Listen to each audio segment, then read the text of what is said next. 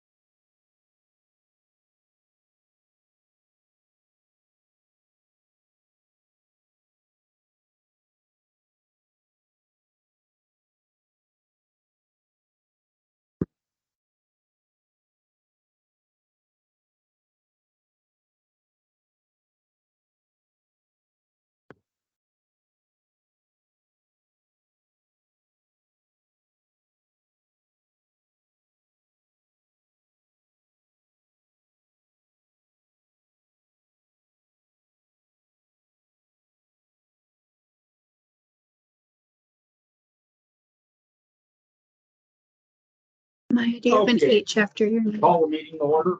Dan, say the pledge. Pledge allegiance to the flag of the United States of America, and to the republic for which it stands, one nation, under God, indivisible, with liberty and justice for all.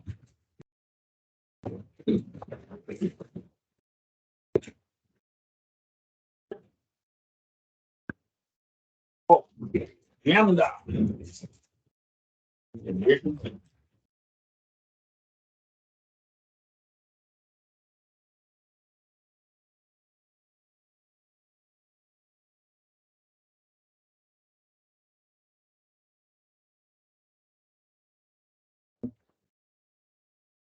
Yeah.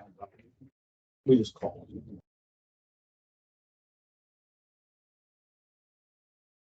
We have a motion to approve. Make a motion to approve. So second. Motion made and second to approve the agenda. All those in favor, signify by saying aye. Aye. Opposed? Aye. Motion carried. Minutes.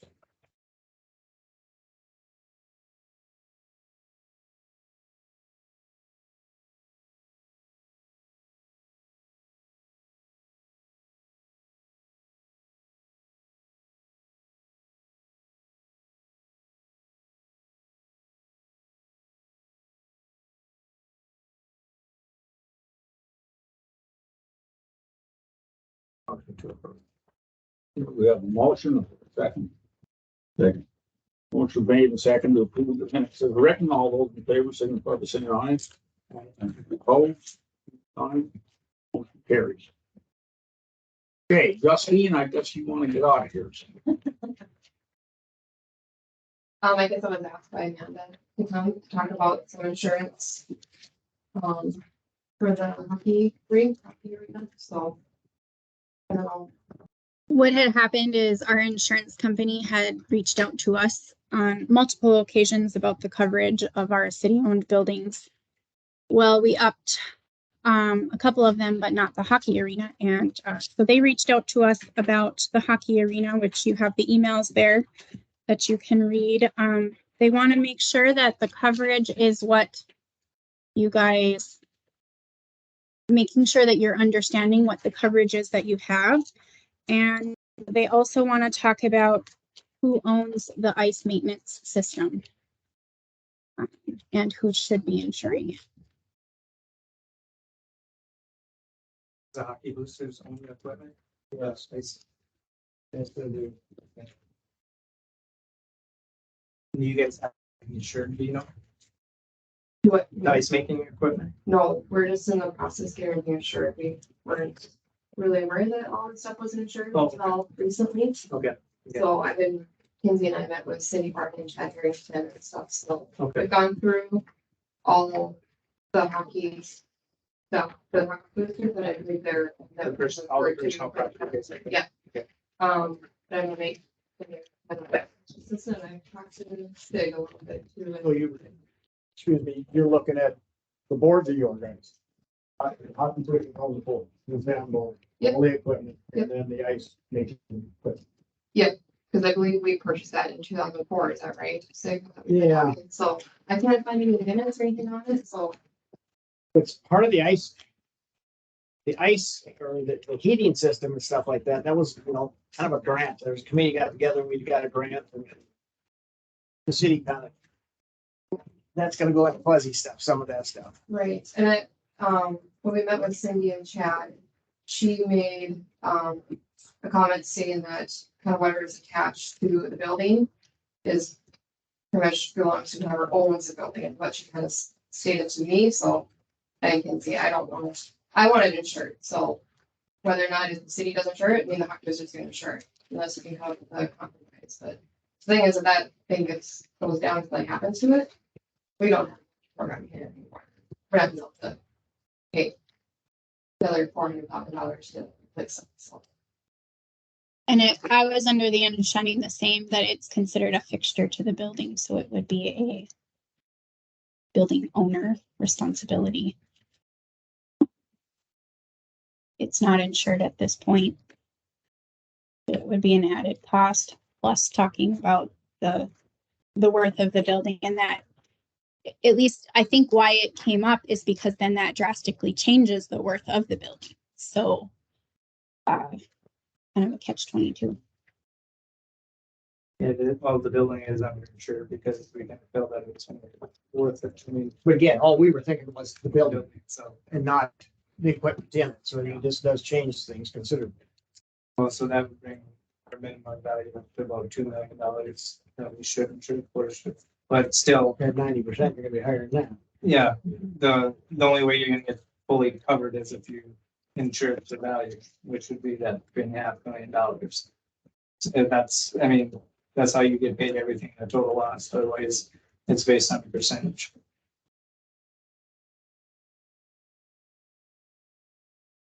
Now you've got three entities. One owns the building, one takes care of it, and one that's bought a lot of equipment for it. And that's still, It's catch-22. what do you do with, you still got contents inside of the Zamboni, you still got. Skates. Stuff like that's Yeah, and then your equipment that's stored there, that's not attached. all the to kitchen, building. the kitchen stuff. The only last thing I think to compromise on is the ice. So you've got a separate policy already in place for that, or? Yeah, it's gonna go under the park board, but the hockey will pay whatever Okay, their premium is for our contents. Is how what Cindy's gonna do it.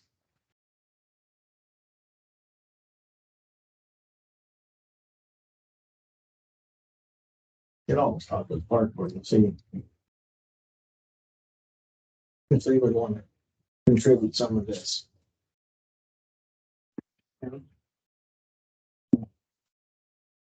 I mean, we get no benefits at all out of this thing. I'm a strong hockey. I mean, honest to God, I think the building should just be gifted to the park board. Just, because if they're gonna be insuring technically part of it, even though they're gonna pay their portion. I don't disagree with I that, almost- because I always thought it was theirs. I almost think we should sign it over. It should be signed. No, it never was park I board. thought it was. No. I looked back in the minutes. My mom had a lot of stuff, and I went back and looked at it. So back in, oh God, I think it was 90, could be wrong on this. There's a date that the city applied for a grant. It had to be in the city's name. So your dad, my mom, the secretary at the time, signed. How'd the Legion get involved? Was that just equipment? Yeah, Just equipment. Just Yeah. equipment? They used to buy all our equipment. Yeah. I couldn't remember. but they signed, your dad was head of the, the youth organization at that time. They signed it over. They did a quick claim, and I don't think that fit the criteria for that grant. Hmm. So they had to come back and then they did a warranty. They got a $90,000 grant to finish the locker rooms. Just one other thought, if we want to be applying for any future grants, I believe the organization has to be through the city in order for us to be able to apply for that. Would that So be you fine? want to stay as the city. I mean, if you look at the future of trying to expand in any capacity, and a lot of the grants are upwards of many tens of thousands of dollars. I mean, I don't know, it's kind of like, it might put us at a dead end Yeah, but if you eliminate it. the bad part is how many kids you got active in the program. Well, we're still having kids.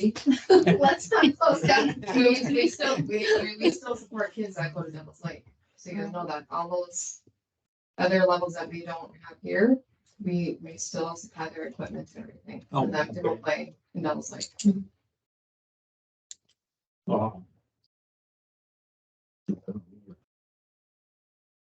I guess my only concern is that if it's left in Parkland's out of our hands, we're not gonna be able to fund to maintain the building and the program.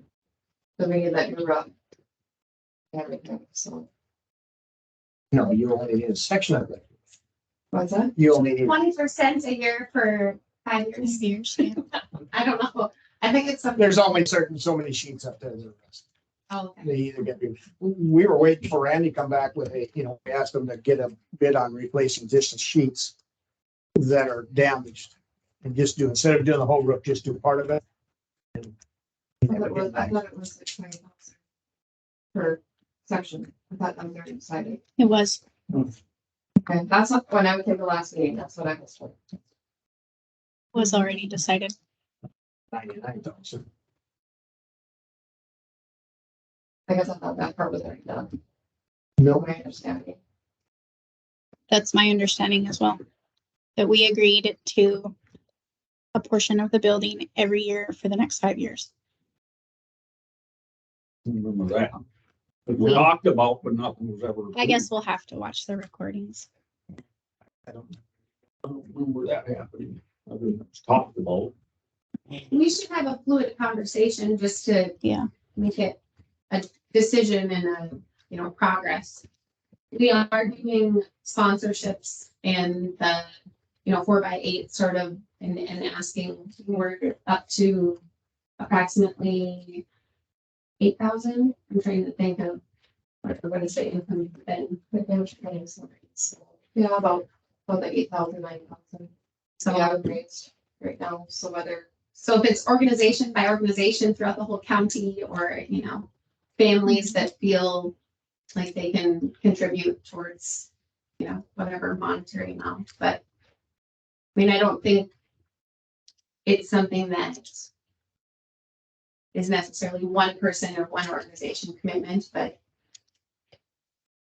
I don't know. I know the main topic was the compressor, the way that we're going to make the ice annually.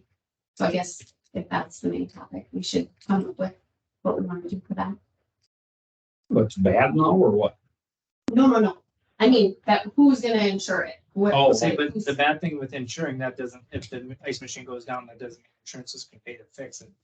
It should almost have a warranty of some type on it or a mechanical contract on it. the park board paid. Insurance isn't gonna pay to fix it if it goes down. The last one that went down, park board paid for it. Again, like I said, if we're getting all the responsibility on this, So, just to clarify, where does the park board funding come from when they put the initial investment into they Is get that- tax money from it. tax dollars? Okay, so as far as the hockey board, where does the funding come from? and To we're just fund? boosters. You're either doing fundraisers Yes, through yes, your gate or applying. right. through- So we're looking at it in that regard. Where is the financial benefit going to be drawn from if anything is needed in the future? Probably the park board. Doesn't that qualify under the youth too? Oh, yeah, that's where a lot of the money used to come Yeah. from, youth organizing, or that tax money, Yeah. sales tax money for the youth, That's community what development. you guys could be asking for. That's every quarter you can ask. Every quarter. That's typically though not operational money usually. I mean, Well, usually I mean, they, But like for.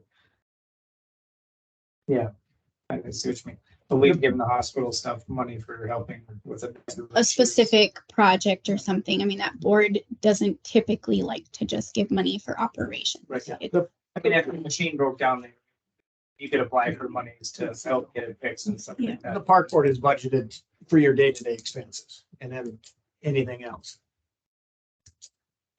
So I guess looking at it, say in the year 2028, so 6 years from now, it stops and we need to find what, 200 or $300,000. Where realistically would $300,000 come from? Why would you be looking for that much? Right now, there's two compressors that run and make your ice. Oh, okay. There's two 7.5 ton compressors. Okay, One of them went out a few years ago and it costs the park board roughly about $9,000 to replace it. oh, okay. So it's not a large, I guess, Just because a compressor down doesn't mean you lose the system. live the whole system. Okay. So, I mean, I guess at $9,000, it's a whole lesser concern. But would you agree? Yes. Okay. So, I mean, what would be the easiest organization to insure that through? Well, it looks like we're gonna have to insure it, I think. It's attached to the building. Yeah, I guess I didn't know how that was attached. But how do people do it when, like, say, an entity rents a building out and they have all their equipment there, like any of the plazas, like the old Walmart? They go in and remodel, it's all their own stuff, and then when they leave, they just take all their stuff out. It's an empty shell. Well, but like Red Sherman, they accommodate the business owner. They build their lease spot the way they want it. That's how the malls do it. They'll pay as long as they're renting that space. Once they move on, a new tenant moves in, they'll remodel to accommodate the tenant takes. So that'd be on the owner. Yep, that's on the owner of the building. Because the board's Anything that's physically attached to the building is or physically attached to the building. It's considered part of the building, like if it's permanent. But the boards can be removed. right, Like so rest those, can yeah, that, all that could be removed, so it's, I'm, The compressor though, if I'm understanding that correctly, the fixture isn't just the shell of the building. If I'm understanding this correctly, it's the function of the building. So if you remove it and it completely changes the entire function of the building, that is a fixture and that stays with the building itself. They can still make ice the old fashioned way. It could, Did it for years. they could, but as it sits right now, the way the ice system is, that's a fixture in the building. That's not a removable option. Because it, I don't believe that. I think this is a conversation that should be between the hockey boosters, the park board, and us. And we need to get all together and go, let's decide what we're doing here. You know, Mhm. we've got a building and name and you guys are using it, the park board's using it, you know, hey, we'll insure it. How about reimbursing us back?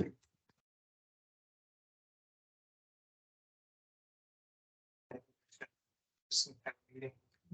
Council and first board and boosters. Does it say in here what it costs to insure it right now and what it would cost? there are multiple figures in there, yeah.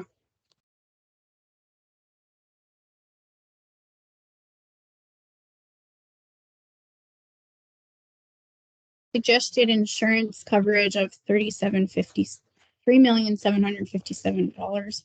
We're at 1.5 right Yeah, but what's the premium there? now. I don't know what the premium would be. We'd have I to, think it is because we're at $58 a square foot, where they want insured and it's gonna go up to. yeah. And we're at 1.5. Basically, whatever we're paying for the building is gonna go up 3 times. So we have $2,900. $2,900 annually. Let's see. That would hurt me in a second. I'd have to look back in our records. I don't know offhand.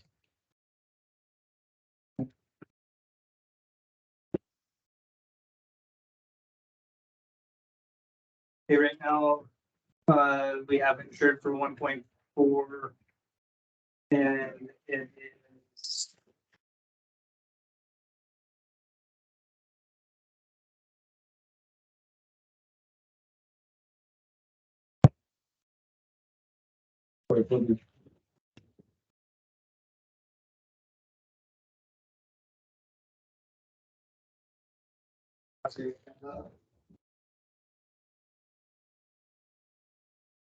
$829 a year right now for 1.5 million. So almost triple. Triple. Say people $2,300 a year. Increase it to $3.7 million roughly.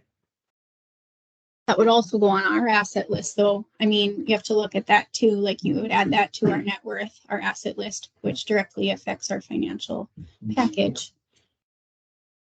You know, the park board saying we got time for.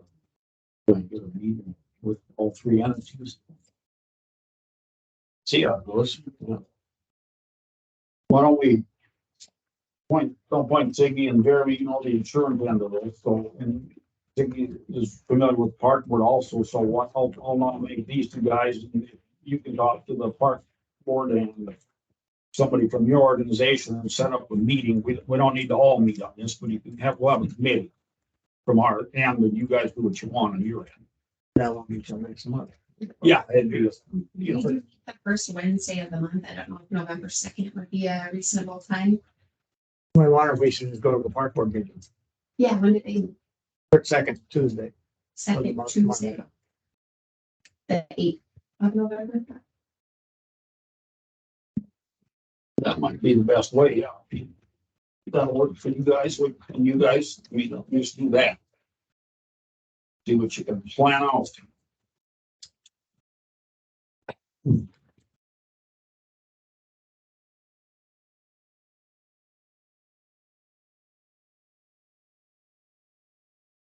Tell me hold some lunch. I'm sure they'll be. The way to do it, yeah. Take it. We get it done. Yeah, so that way we can get it. Everybody, so, it's gotta work with you guys, let's do it that way. We're still back. Six, right there, 6? right there at 6 o'clock. What's that? It's up on the, Me. I guess it's up on the bulletin board when you leave. I don't remember what time it says. Amanda, can you coordinate? Are you able to coordinate for us? I can attempt. I don't know who's all on park board, and Do you want, I can leave like your cell phone. that'd be great. And then you can kind of be the liaison, and you guys can send whoever you want. Randy still has never been sworn in. I don't think so. I would held is on there, and so is, I would probably get a hold of Val Peterson and tell her to put you guys on the agenda. You want me to call? Probably. I can message her too and get it coordinated. That way you get on the agenda, so no surprise to them. Let's walk in there and pick up. Well, and since we've all kind of been talking with insurance, I'm sure Cindy can give us more specific dollar amounts too, so that we know what we're dealing with.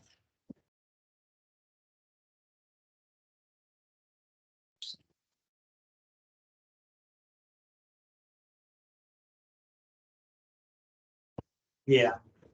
So we'll work on that and see what happens. That'll work. Thanks for coming, guys. Thank you. Thank you. All right, Mr. Maya, you're here, the township's gonna give us money for something, is that what you're here for? So, ever since before I've been on, I keep hearing about an issue with. Do you guys have any idea who owns what part of the road and what? Everything I've understood is the city's responsible all the way up to the golf course Yep, and then the county or the township takes after that.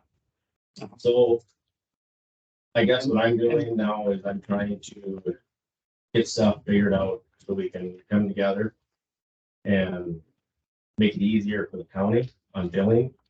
Because the way I've understood it, and I haven't talked with our treasurer yet to get the exact details, but I believe we've been paying for everything.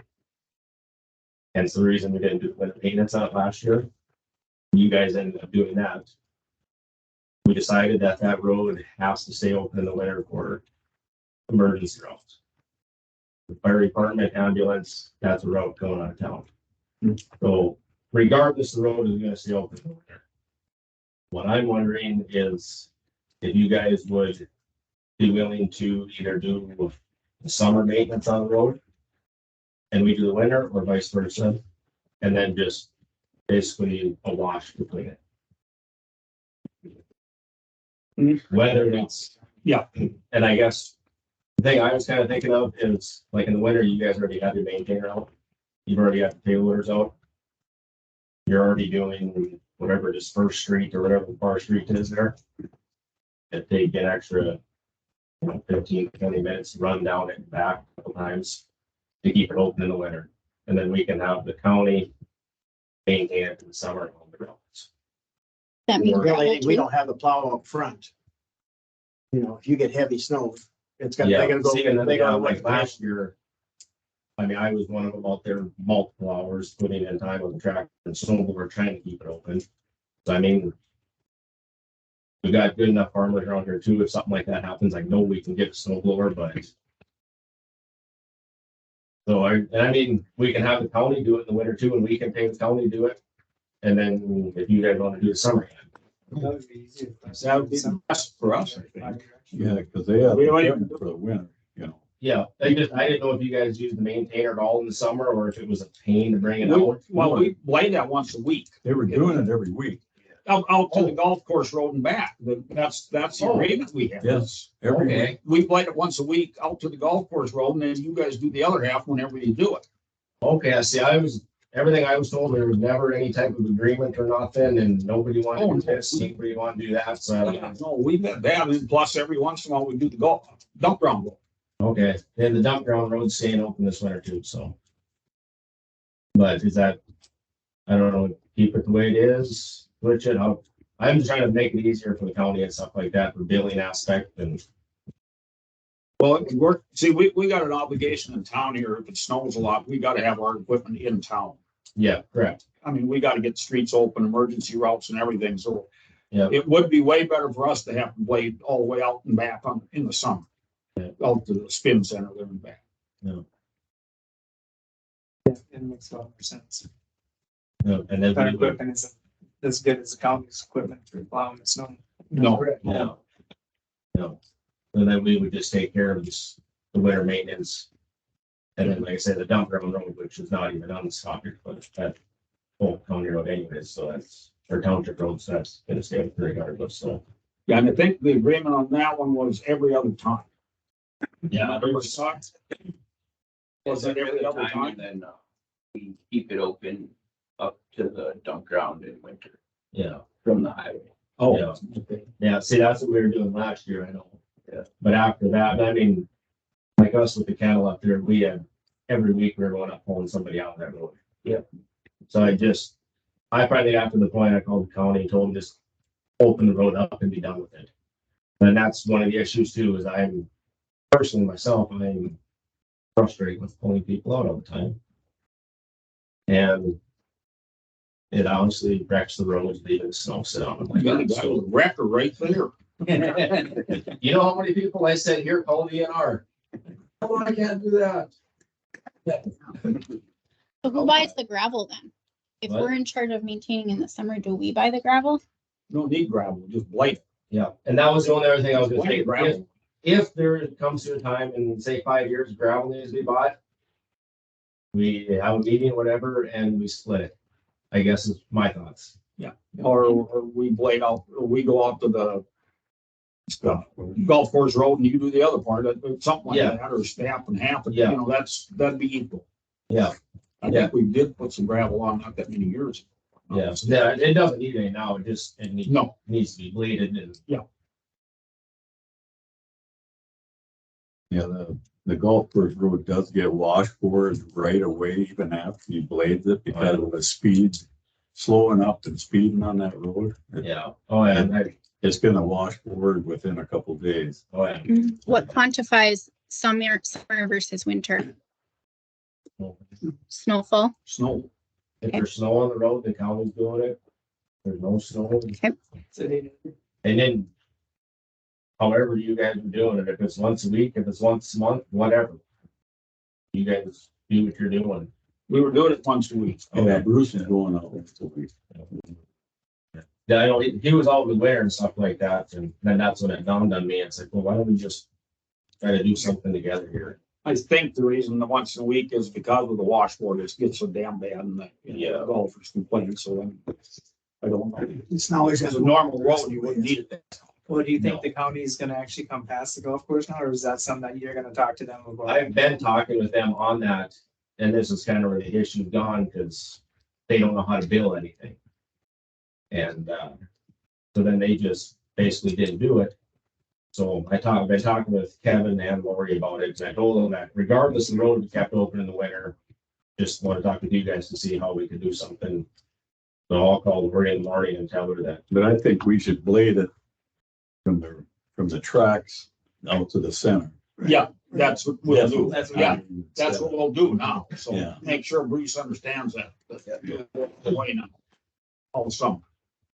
I used to go clear to Evansteiner's house and then he said, well, you don't have to come down by my place. Well, I said, well, it needs to be done. I mean, But I'll let them know that, then you guys will do summer and we'll do winter then. Okay, that'll work for us. All right. Thanks, Mike. Thank you, guys.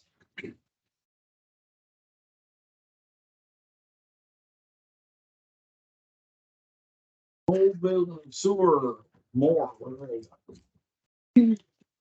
Brad, can you hear us? Oh, he's there. Yep, I can. Can you guys hear me all right? Yeah. Go ahead. All right, I've got just a few things for you guys tonight. So I did get a schedule from Pipe Detectives. They're the ones that are going to be doing the sewer cleaning and televising work. And they have a tentative start date of November 3rd. And so the other thing is I just wanted to make sure that you guys are able to cover that payment to them. It's going to be about $8,200 will be their invoice when they're done. Just because the core funding is still not in place, we can't submit bills for reimbursement quite yet. So I just wanted to make that clear. As long as you guys are comfortable with covering that cost, we'll just have them proceed.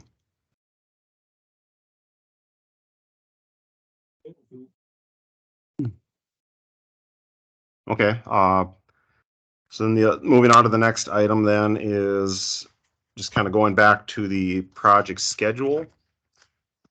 And so there was, two different, I guess, tracks. One we'd call the fast track, and that's the blue schedule. And then the next one is the red, kind of more of a conservative track. And so, right now we'd like to continue with the fast track or the blue schedule. And so, really what our next step would be to get the survey information collected and continue with that work. Prior to winter, we can survey during the winter. It takes probably double the effort. And so, we'd like to, as long as you guys are comfortable with that, we'd like to come out there, pick up that information, and then that way we can continue with designing this winter. Otherwise, it's probably going to be survey in the spring, and then it could end up pushing construction into 2024. It just really depends on how things play out with the Corps and the documents that they need to have prepared. But do you guys have any concerns on that? We would like to get out there this fall yet and just pick up that survey information. We would call the ND1 call. Private utilities would locate all of their utilities, and then we'd collect all that information while we're out there. Best guess on getting this one.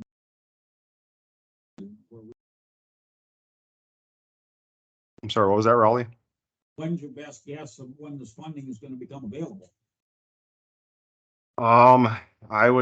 We're thinking end of November, but it's really hard to say. We've another city, they've been waiting 5 months now since they submitted that letter. Remember, we put that letter together, and that was kind of the start of them working on this agreement. I did email the gal and then I tried calling her for an update on that. So I'll let you know once I hear from her, but originally we were thinking end of November is probably when we'll see a draft of it. I guess, and then one of the other things we'll be working on is the local share funding mechanism, which is that SRF loan. So we'll be working on that funding application as well. So, you know, with the hopes of having both of the funding in place, you know, early after the first of the year, you know, at some point.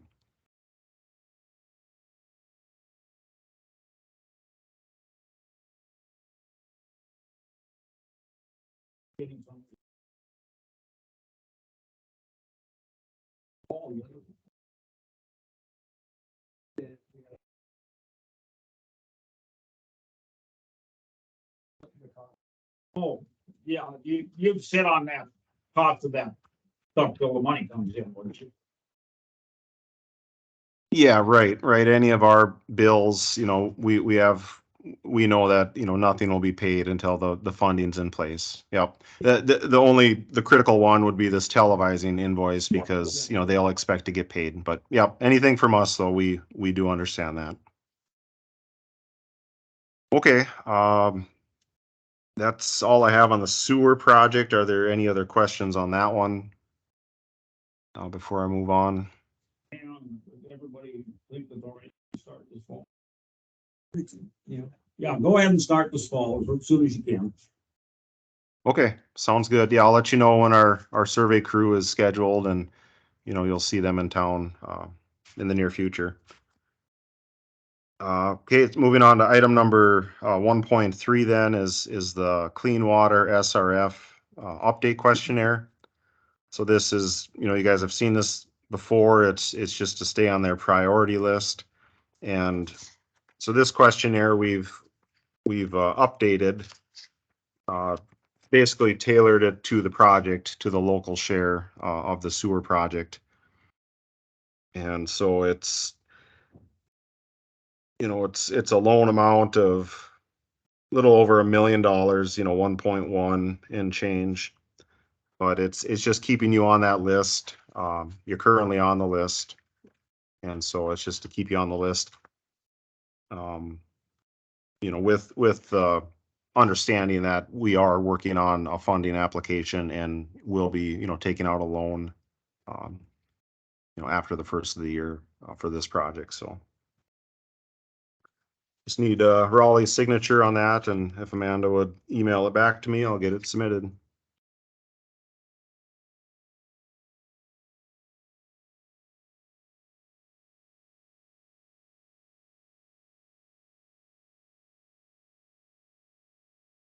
Yeah, other than that, that's about all I had for you guys tonight. Any other questions for me at all?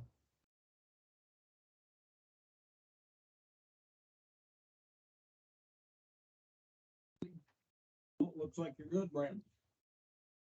Okay, sounds good. I'll keep you in the loop on, you know, correspondence I get back from the Corps and go from there. So, okay, thanks, guys. Thank you.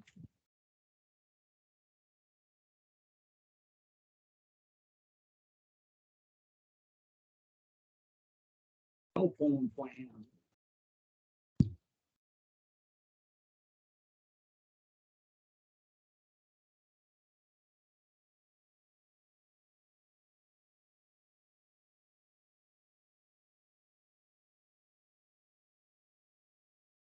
Is Bruce still using his personal phone? Yeah. And we don't pay anything for that, do we? No.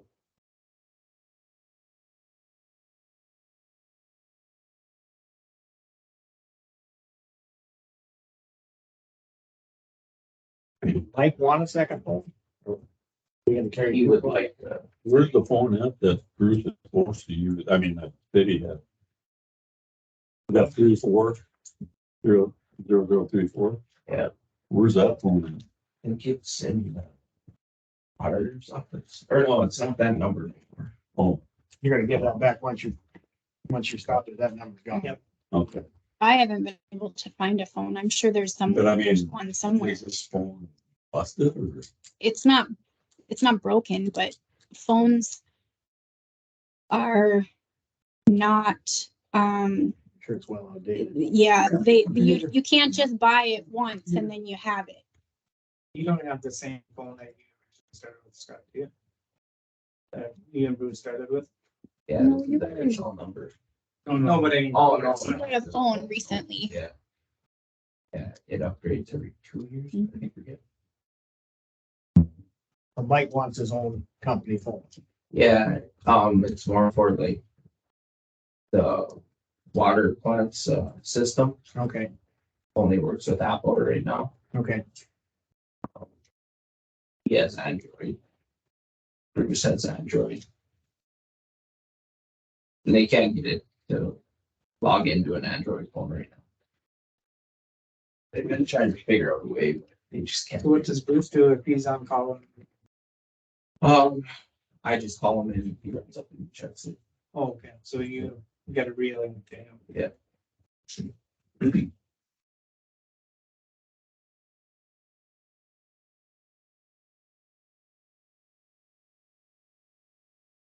So this plan for, that be a 2-year contract, I think you said, only 300 one time.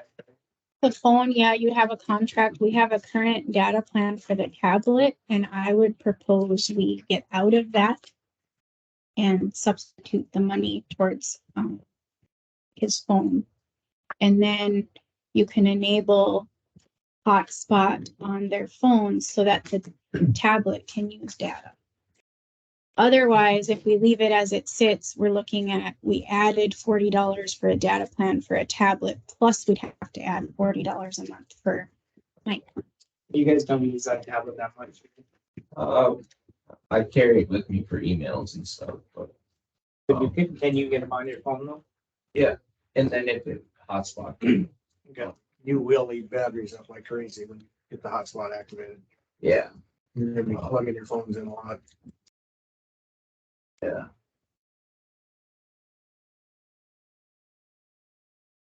That's the I downfall. guess for $40 a month, it wouldn't be bad, just to add a second phone. And then, I mean, I know it's only time charge $300, but I mean, it's not bad really per phone. You better have 2 phones, in case, even if one, say Scott's forgot for now or something, you had no backup.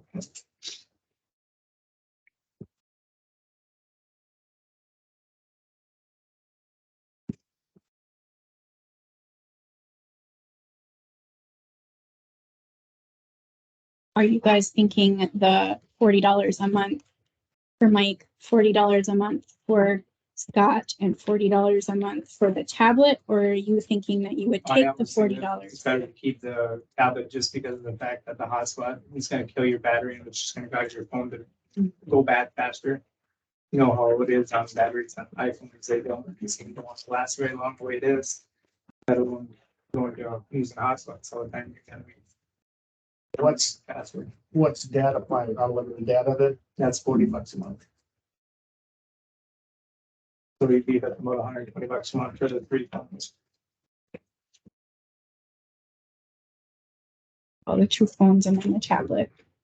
And we actually, where I work now, we have to all have, all the salesmen for all 4 dealerships, all the managers all have to have work cell phones now because, with the FTC now, you cannot have anybody's personal information on your personal phone. If it's not public information, it cannot be on your phone. So everybody that has to delete all theirs. If it's not published, we have to delete customers' phone numbers, even though if, let's say, since they gave them to us, we can keep them, but can't keep any information. A lot of times they'll send credit apps, text credit apps and stuff. They gotta delete all that. Now it'll be on a company phone. Everything has to be locked up. allows you get the choice of either using your personal phone and they will pay so much for a company to use. Nope. There, you cannot use it. Yeah. They're Maybe gonna that's coming extra, but I mean, this is started in December, and they said that they will be doing spot checks on businesses in North Dakota, and they will flash a badge. You don't let them do anything unless you have a switch warranty, you're told.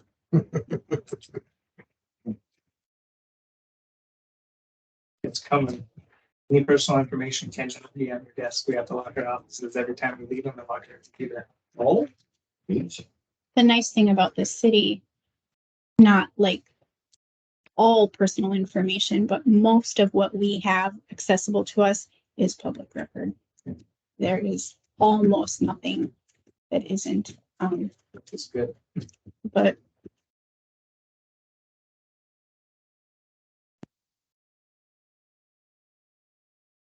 I guess. You need a motion. I'll make a motion that we get Scott or Mike the phone, we keep the additional data plan. And is, so we about $120 a month at this point. Made is for a second. Motion was made and seconded on the phone. All over in favor, signify by saying aye. Opposed?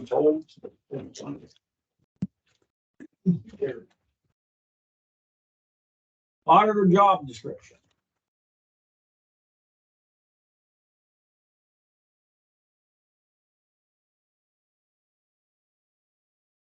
that was for you guys to compile.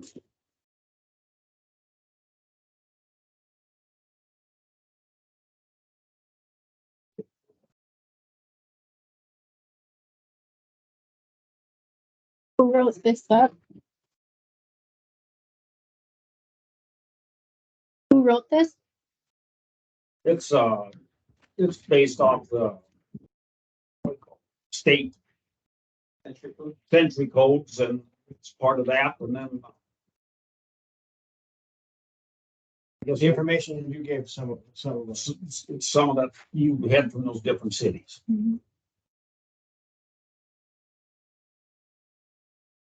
This doesn't talk about a couple of very important things. It doesn't talk about payroll. It doesn't talk about HR. if you look at the century code, it has that stuff. It's not in it. The century code has it. But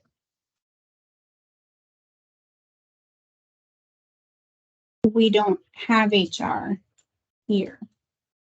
So who is HR for us?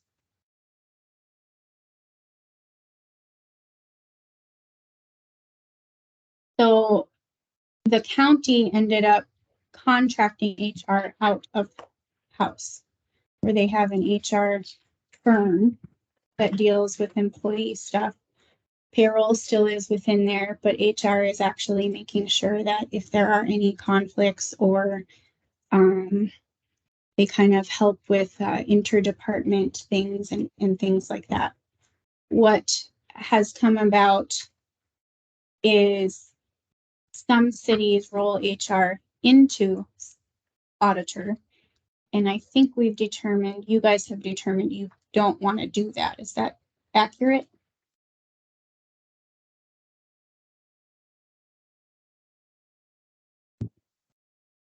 Talking about that. But I mean, part of HR, like what she does, or she does insurance stuff and the payroll, that is HR stuff. I have to, though, The retirement, all that stuff, that's HR related. I'm not saying that I am advocating one way or the other, but it's kind of a package deal. So then the HR would have, for lack of better words, authority to manage employees, essentially. And I don't know that you guys are, because we've kind of done a few of that, and I've done some training, and then I come back, and then you guys seem like you don't want that from this role. So we need to kind of clarify specifically, and if that's not going to be in the auditor role, there needs to be a contracted HR firm that handles those types of things.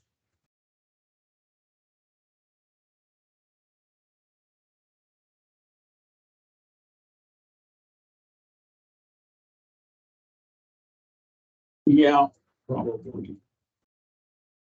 And I mean, you guys sent me to an HR conference in April. because I thought that was the direction that we were moving. And then we come back to the table a few months later and you guys say you just want someone to answer the phone. That isn't the same. You have to pick a role. What's the difference, from the past auditors till now? I don't understand. They never complained. They just did their job. Are I you just don't saying that I'm understand what's going on. complaining? Pardon? Are you saying that are you saying that I'm complaining? No, I'm just, what's different than all the other auditors and what they did without any, there was nothing, it just, the meetings were accomplished without a bunch of arguing. I don't understand what's going on. You know, what's your problem with what they did and you're doing now? What's the difference? I don't The understand. problem is there is nobody managing employee issues. And by employee issues, I mean things that we've brought to the table recently.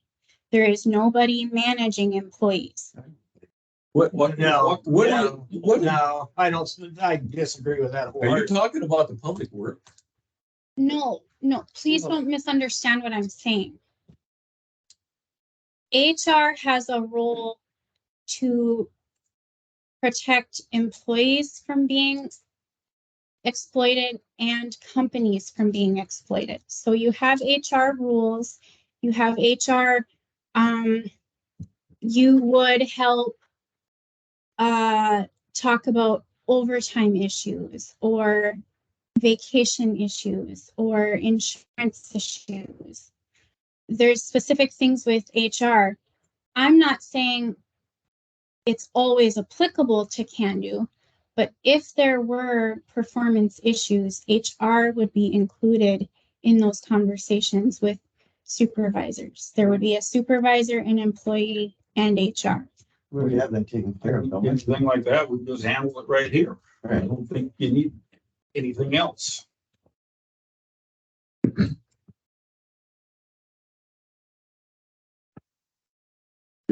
Scott, do you guys feel like there's anything else needed? I mean, No, the guy's still all right with that. don't you guys feel pretty open about coming, talking to state, or I, or the? Yeah, just all sitting with that. I think though, what we're looking at is we're looking at the picture right here. So what I'm trying to bring to light is there is room for issues in the future because there's nobody managing those types of things that most employers have a specific person. So like if they're having an issue, just to say an issue with insurance or a 401 question, who's handling that stuff? We're not, We're not- we can't, We're not there. we can't handle insurance, we can't handle retirement because it's. You go to Brad or to our insurance company. That Again, Scott? Wouldn't we just go to Brad? If it was our 401k, just. Well, not necessarily, he manages the funds, but like say if you want, I mean, if there's things you want to do, like stop for now or start and stuff, you know, that's not up to like, that's like usually an HR person will notify. You know, or like say there's a garnishment or something, who's gonna. Yeah. Do that, you know, usually an HR person would do that, or if, like, just say it. No offense here, like somebody's filing a grievance, there's a person, there's. That's right. Because I fill that role right now, but I'm an employee. It's not really appropriate in an environment like this for me to play that role. And I'm not saying that I should or shouldn't do it. It's just there isn't something set up clearly right now. And maybe it hasn't been a problem in the past because the workplace is changing. There are so many more legalities that you need to look at. You need to look at discrimination. You need to look at labor laws that have changed, tax laws that have changed. There's so many things that I know tiny little bit about, and you guys are expecting me to bring it to you. But when I do, you say, we don't, you know, that's not your role. So what I'm trying to bring to the table is if you don't want an employee, which I'm an employee, if you don't want an employee to manage those types of things, because sometimes it's not appropriate for an employee to manage themselves in that area, you should contract it out to a third party that doesn't. Howard's doing that right now. Counter County does that. And they've been doing it for about a year, little over. Wouldn't almost be a bad idea to check into it. That's Joni, still one of the guys. I mean, I know we're a small community, but yet still, I mean, there is the issues that have come up, and to have her deal with it when she's an equivalent, you know what I mean? There's, you almost need a supervisor. Like, how many issues are you guys even talking about? I'm going to make this up. I'm not saying there is an issue. I'm making it up. I don't know. Somebody thinks that somebody's discriminating against them or something. What do you do with that? Who's going to manage that? What is city council going to do? Is city council going to investigate if it actually happened? Are they going to document? Are they going to have interviews? Like what's going to happen? Let's go one step further. Sexual harassment. What are you guys going to do if something like that happens? Our attorney will take care of some of that stuff. No, that's not his role. That's not his role. HR.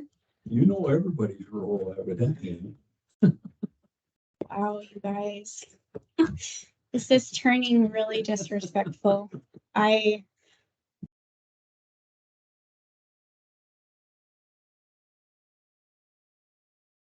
It wouldn't be bad to actually take a look and talk to an actual HR person and see what those roles. I mean, working for larger entities like we have to, we're used to dealing with HR people. So, I know the legalities of it, I know where she's coming from and I know where you're coming from. We're a small town, but there has to be a buffer in there for, okay, just say out of curiosity, I sexually harassed her, who's she going to go to file a claim? There's nothing that we can really do about it to investigate. You have an internal investigation, you know what I mean? There almost needs to be somebody in charge of it. I almost think it should be a third party. Just because We can talk to the county and see what they got. what's that? Talk to the county about it. Ask Joni. Who is going to speak to Joni? Huh? Who would like to do that? I'll do that.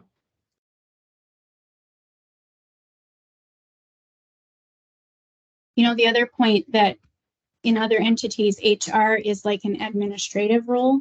They're not an employee. And that's a huge distinction.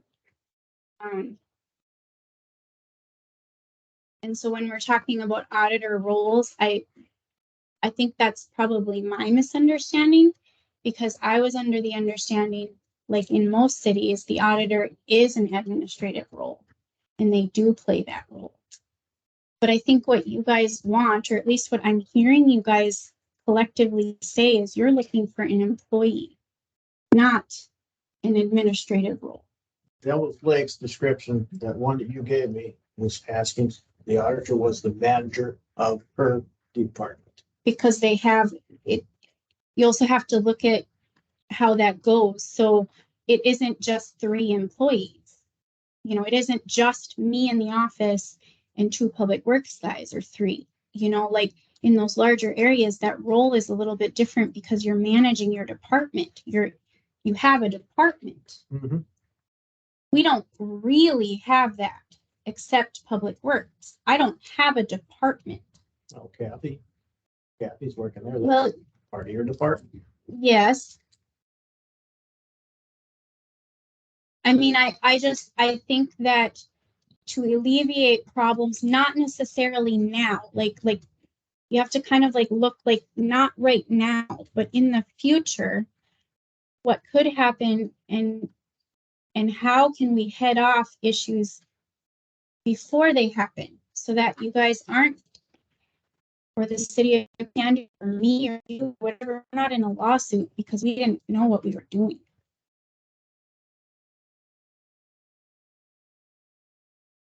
So when we talk about these roles, that's something I want clearly defined. Am I an employee or an administrator? And if I'm not an administrator, who is? Well, it's like Sig said, you are the administrator in your office, but that doesn't give you the right, you're not gonna be telling Scott what he can be doing and managing that and anything else like that. You shouldn't be visiting with the library, the museum and going on about stuff there. That's not your affair. Your affair is So who is then? according to they'll come to us if they want something. That's what they've always did. But according to the North Dakota bylaws, I mean, you're 90% of your job is doing books. Or more. And then anything that comes up that needs to be brought to this council, you do the research on it and you present the facts so these guys can make a decision. That's basically what an auditor does.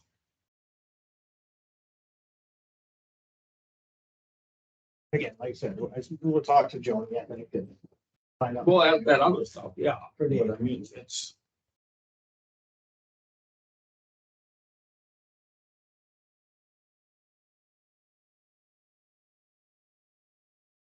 Now, on that, I'd like the question answered, I guess, Amanda, at the meeting on the 20th September, when you mentioned you couldn't make these guys checks out because you had to do the quarterly reports. What quarter were you doing there? It's the end of the quarter payroll. So how that works is you compile all of the wage information and you submit it to multiple entities for that entire quarter. Right. So on the 20th, how could you do that? Because the quarter isn't over. It's the last pay period in the quarter. It isn't necessarily the last day of the quarter. So that was going to be our last pay period in the quarter. So you have to have everything submitted. You got a month from Well, the end of the quarter. So I mean, you could have made those checks out and still had plenty of time to do the No. payments. no, because you would still pull all of that information. And the way that I do payroll, because my office gets crazy, I do not just part out payroll. I do the whole thing at one time. So I don't issue checks and then go back and do reports. I issue checks, I do reports, and then I check the reports. And if there's an error, I might have to redo a check.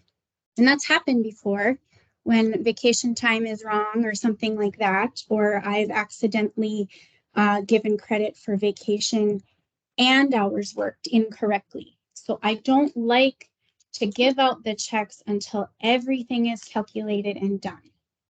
And I don't like to start and stop that because in my office, it isn't as easy as that.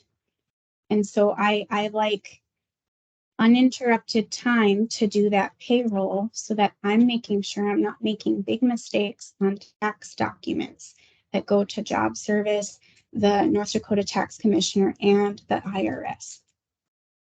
And I attempted to explain that to you guys, and I was told that I was complaining. And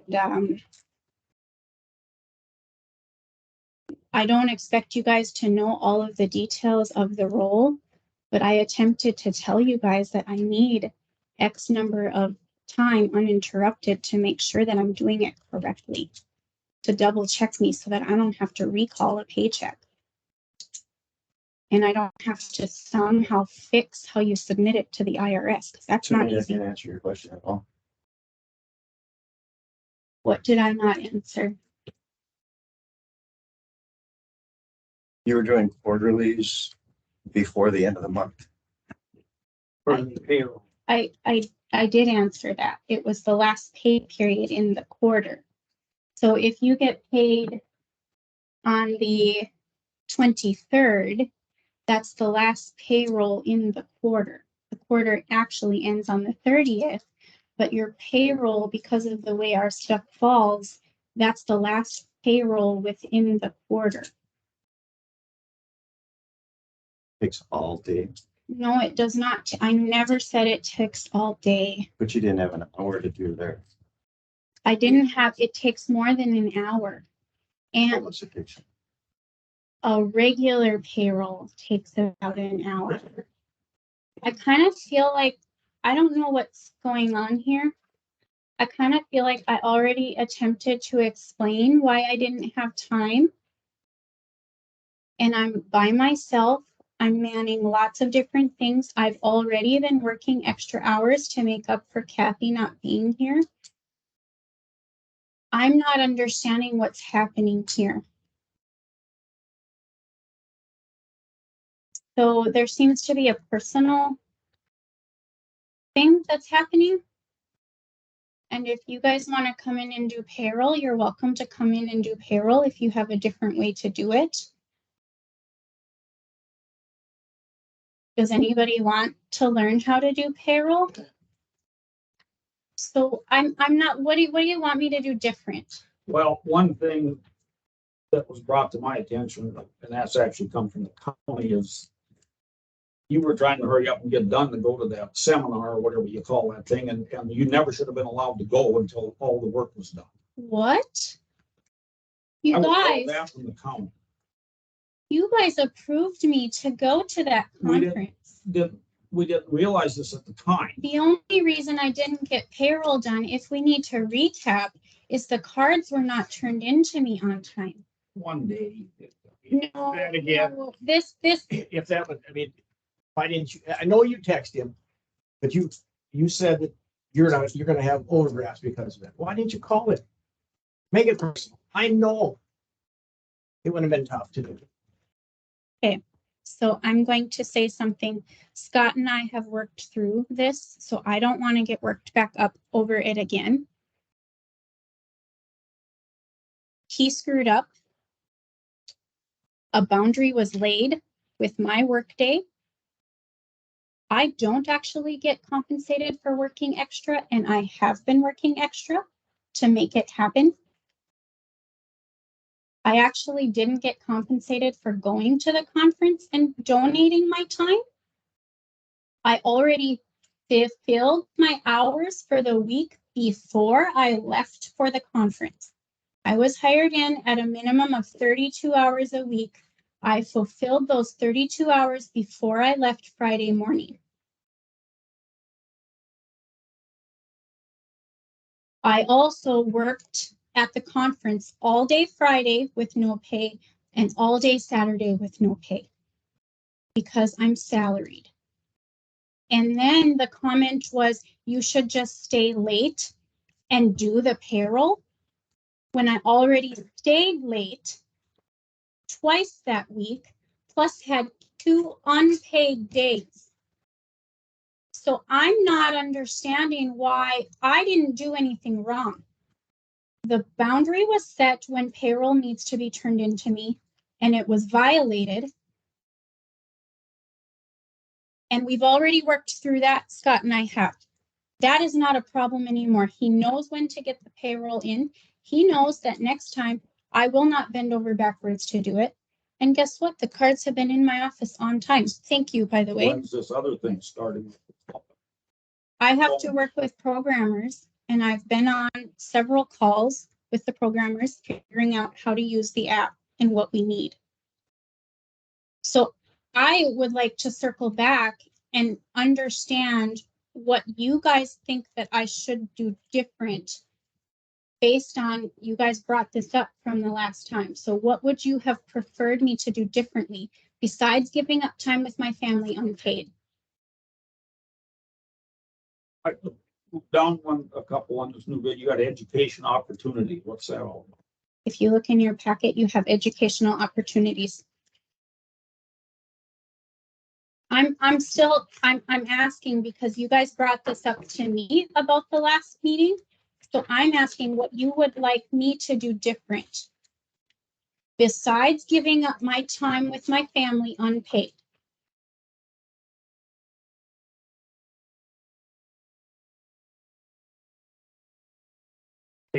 Time could be utilized in that office a little better. I will take that feedback, absolutely. I mean, the library is a library. The Pioneer Museum is the Pioneer Museum. That has nothing to do with city. That is not, Don't even go there. They didn't hire you to be a librarian. That's the way the building is set up. It is incredibly hard to say, get out and come back later. I will not do that. That's not good customer service, and it's not a good way to service our residents. Why don't you just say, you have to contact these people? I do that. I do that. There are things But I've that, seen you check people out. yes, and we do that. Hazel was still in the hospital. Is the alternative to tell people they cannot utilize the library? I did an hour a couple of times where I'm still in my office and they call me when they're ready. They are also a subsidiary kind of us, and they asked me to do that. By the way, that is also on top of my 32 hours, not within. And has taken away some of that 32 hours by doing it. No, How about the other day you mentioned to me that some old guy come in looking for a bunkhouse that his dad had lived on 100 years ago, and you spent 2.5 days working with that guy. he has Now, been, no, just a minute, I'm not done. How do we explain to the citizens of this town that we're paying you to go and help somebody from another state that he's trying to find something that's 100 years old? I mean, we gotta talk to citizens about this. Is costing the city a bunch of money. what I did is I filled in the holes for him. I told him approximately where to go, as in, come to the county auditor, come up here. I told him what I knew about the place. I sent him to Kathy Volden. When people call City Hall, and I think that's the part that maybe not all of you understand. When people call City Hall, it isn't just about their water bill. It's about anything to do with the city. I understand that part. You're part of the PR with the staff talk at length. I mean, you have to get back. You have to excuse yourself. Get back. I do. You have to learn to do that more and quicker. You're spending a little bit too much time with that. Some of that, though, is why I'm willing to put in more than my 32 hours. Some of that is, yes, sometimes I take time that I know needs to be done. I don't know, writing out bills. Our patrons or the people can see that. Absolutely, they do see that. But I also think on the flip side of that, saying that's not my job, go find it somewhere else, is also not doing a good service to the community. And so I do fill a lot of gaps. And I do work extra, and I'm willing to work extra because I know that some of this is a give and take with my time. But that weekend question that we were talking about, I was not wasting time. I was simply doing work. And I had a lot of other things on my plate, and personal stuff that I couldn't stay after. Yeah, let's. I don't think it's resolved though, because you guys have an issue and you guys brought it up. So I'm asking what you wanted me to do different in that week. Because you guys brought it up. I wish it was handled better. A little more diplomacy. So I always have to be the one to give. No. I know it was his fault, and it's part your fault too. You could have handled it better. You know, how can you say you want to be HR when you didn't handle it right? I will take that. You drew a line in the sand going, my God, if Scott doesn't get it here, I'm not writing checks. And that's exactly what you did. That is. I have a feeling if you would have had time, you still wouldn't have done it. You're just, that's how mad you are. I understand where you're coming from, and I will take your feedback. I did not handle myself fully professionally, and I agree with you. I didn't. I was mad. But I think what I was more mad about, and Scott and I have talked about this, please don't misunderstand that we still have an issue, because we're fine. I think we are. I think it was so many times the guys don't fully understand how their lack of timing directly affects my office and what we have going on. And it's happened a couple of times. On the flip side too, if I'm not timely in my stuff, it affects them too. And we are attempting to work together as two departments to figure that out. Did I handle myself appropriately? Maybe not, but I had already in that 2-week time frame had multiple instances that Public Works directly affected my timeline and how to do my job. So no, you're right. I did not handle myself super professionally, but it was the only way that I could get the point across. Listen to me. You not doing your job directly affects me and everybody else. And we've gotten past that. I truly think we have. And we are working together to figure out how our offices coincide. I have apologized to him for being not very bearable. I've got I think everybody here knows it. I called everybody and told them to send me anything that we think, how do I want to say, make the auditor's job more clear and things that need improving on. These things are, I had nobody knows who wrote them. You'll know yourself if you recognize your own stuff. I mean, I don't know who did this, but I had a gal type it up so she doesn't know who it is. And this is, we're gonna go through this right now a little bit. I need, a man needs to see this, and some of the changes that need to be done. It's on the front and back. And this is coming from the council. Oh, This is all coming from the first sentence is completely wrong. no, it isn't. Yes, it is. You sat right there and said that Bruce was altering his time card. No, I did not say that. I said somebody reported to me that there might be tampering. I never said that Bruce. Well, here's the bottom line of that. See, that never should have come up at this place. That should have went to Public Works that checked that out. I mean, you never should have even brought it up here. Okay, but this statement is a lie. I did not accuse him. Like I said, I don't know who made it. I don't know who wrote this. I don't know who wrote this. I don't either. I don't know who sent that. Do we need to watch the video again? I did not accuse. Fine, just keep on.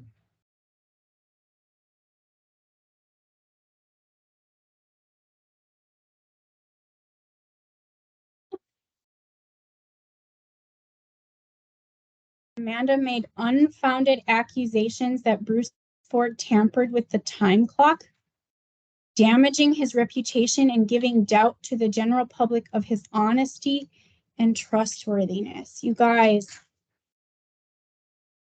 I don't know who wrote this, but I think there's a larger issue happening here, and I don't know what it is. I'm attempting to be an open book here, and somebody is really upset. Keep going through with them. That's, like I said, that's what I did. I asked people anything that we think the auditor is doing wrong or where it needs improvement and stuff like that. So that's where I asked everybody to fill it out, and this is where it's, like I said, I can't tell you who did this. I know who typed it out, but I don't know who, and they don't know who wrote any of these.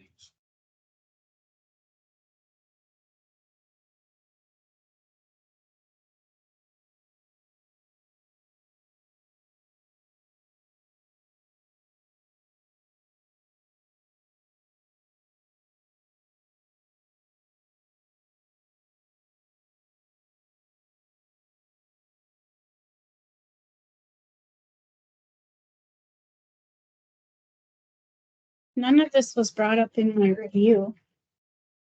Is this all just new since July? It's been building. But how come none of this was talked about in my review? Because personally, I thought you'd learned your lesson on a lot of this stuff, and it just seems like you're just, you every time we go to a meeting, you come up and you got more stuff out, and you always complain you can't get your work done, but every time we turn around, you're bringing something new up.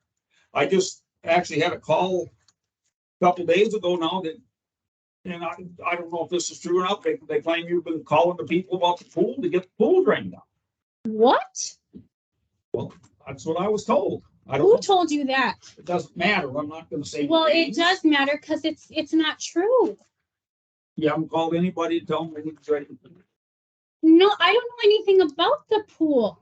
See, why did I get told that then? I don't know. There's something deeper going on here.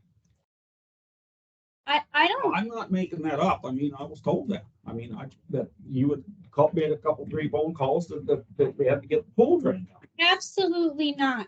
Okay. I Well, you- messaged Sherry Miller to ask her when they were going to be winterizing because we shut off their billing so they don't get charged in the winter. I was trying to figure out when we're gonna stop their billing so they don't get another bill. And I was trying to figure out when we would winterize so we can put a notice up that the restrooms are out of order for the season. Well, I don't know. I never said anything about the pool draining, Why is the restroom nothing. part of your job? Huh? Why is the restrooms in the park part of your job? Because I post on my Facebook so that when people go to the park, they know that the restrooms are out of commission. People with little kids, that's important to know. And then we have a side on the billing side, because we bill them for they get their minimum fees. And so when they're done for the season, I shut that off so they're not getting bills in the winter. I don't know who told you that, but that is absolutely not what happened. And I have the text messages to prove it. All right, what's this about the NRD insurance? Bankruptcy quote or something.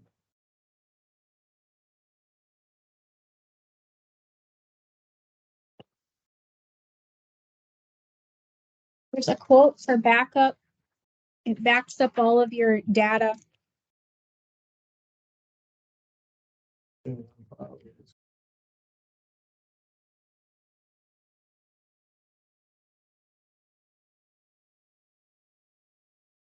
A one-time cost of $150, and it's $490 a month.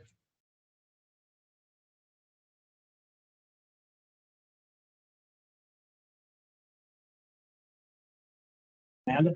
Yeah. 150 one-time cost, and it's $490 a month. That's right.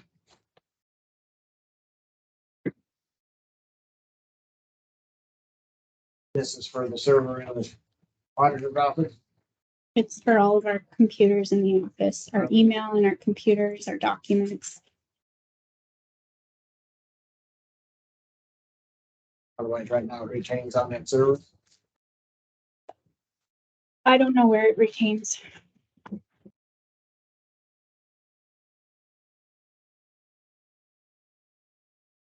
You understand what's in guy? Yeah. It's over my head. So what's the best way to go?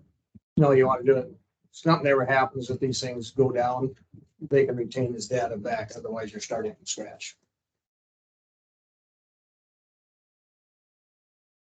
So as it mentioned, you don't have to be back. There are backups for the accounting software that gets backed up onto a hard drive, but there's, If the hard drive crashes, you're doomed. yeah, I would recommend doing it. One. Also, do this one. You gotta do both of these. So it's a one-time cost of 150, setting it all up. Oh, You're and paying then $490 a month. Oh. Make a motion to go with the backup for cloud. Second. Motion made and second, go fall back up. Here's all those in favor, signify by saying aye. Aye. Opposed? Done.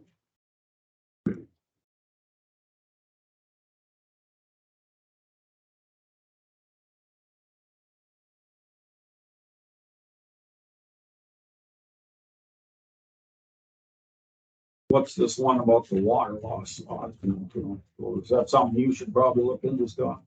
Yeah. You got a copy of it? Yeah, sure. All right. Why don't you take that in?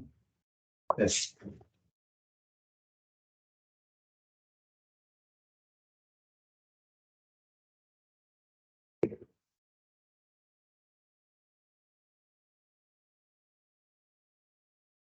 The education stuff. If you guys ever want to take in a webinar on your own time or whenever, all the webinars that I watch and attend, they're available to view. They're $30 each. Some of them are absolutely free. There's quite a lengthy list of topics. HR, handling conflict, effective council meetings, auditor roles and responsibilities, budgeting, communication, etc. The list goes on. These are available for anybody at any time. It's a partnership with the North Dakota Insurance Reserve Fund and the North Dakota League of Cities.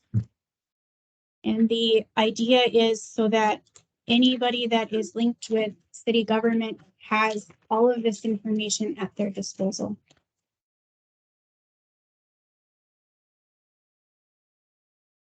Well, right there. Building committee update. Rudy, what did you do? Went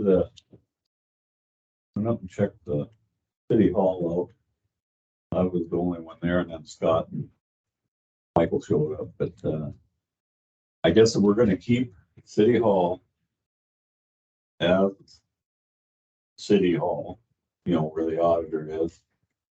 And this library, and I mean, we're gonna pay for that building. We should start some kind of a fund for it. You know, the small window, every other window or something, you know, it's just, the shades are pulled all the time anyway, basically in there. I mean, and the heat loss is tremendous, then the window. But I mean, we could start something now and, you know, but I don't know how you go about, maybe you can get some funding or something maybe for that building. If we're gonna have a library and a city auditor's office there in this museum. I don't know if you could get funding or something like that, but that way you could put an air conditioner in the auditor's office. You could put two out in the other room. We wouldn't have to go through a big expensive North Country. I mean, yeah, they can put something in, but you know, that isn't all that great either. I mean, I'm paying them $381 every year to come and make the thing work right and clean it. I'm gonna start cleaning it myself. But I mean, I don't think that the answer is have North Country heating, do anything in there at the expense that they charge. And I know these things are expensive, but I actually had one in the museum come up and said air conditioning that building would be the stupidest thing you ever did. But it doesn't even make sense. Is that the only building we looked at then? yeah. Okay. Cause being out by myself, we just stayed in there. And then, well, Jim Slusher and them don't have anything, or there's just two of them there. But, you know, nobody cleaning. I mean, our person, I don't know why we couldn't pay them to clean around. I mean, it's filthy. I went upstairs and it. Oh, I suppose, yeah, I don't think they allow anybody up there anymore, even do they? Well, Stairs, I thought they had to I stop. think that's just visitors. You'd have to have an appointment probably to go up there. No, with them. I don't know. But I mean, it should be clean. It's nasty. Mhm. But And they're what, they were just work off of donations. well, I don't think They got money. I don't know if they get paid anything or not. I don't know if they charge anything, Jim Slusher and them. I don't think so. I think it's, I mean, the museum itself, I don't think has money, does it? I mean, I have no I idea. don't think that's, I mean, they have them hire someone to clean it probably isn't gonna happen. No, but they won't let our cleaner clean over there. They don't want nobody. Oh. Yeah, they don't, I mean, otherwise we could hire. You're gonna have to tell them they gotta clean up. Yeah, I know it. I'll talk to Jim and just tell him, hey, can we have our cleaning person clean over there? I mean, that's what we have. dirt about that thing, you know, blowing windows and it's just sitting in the, you know, with the stuff that's there. Why don't you talk to Jim?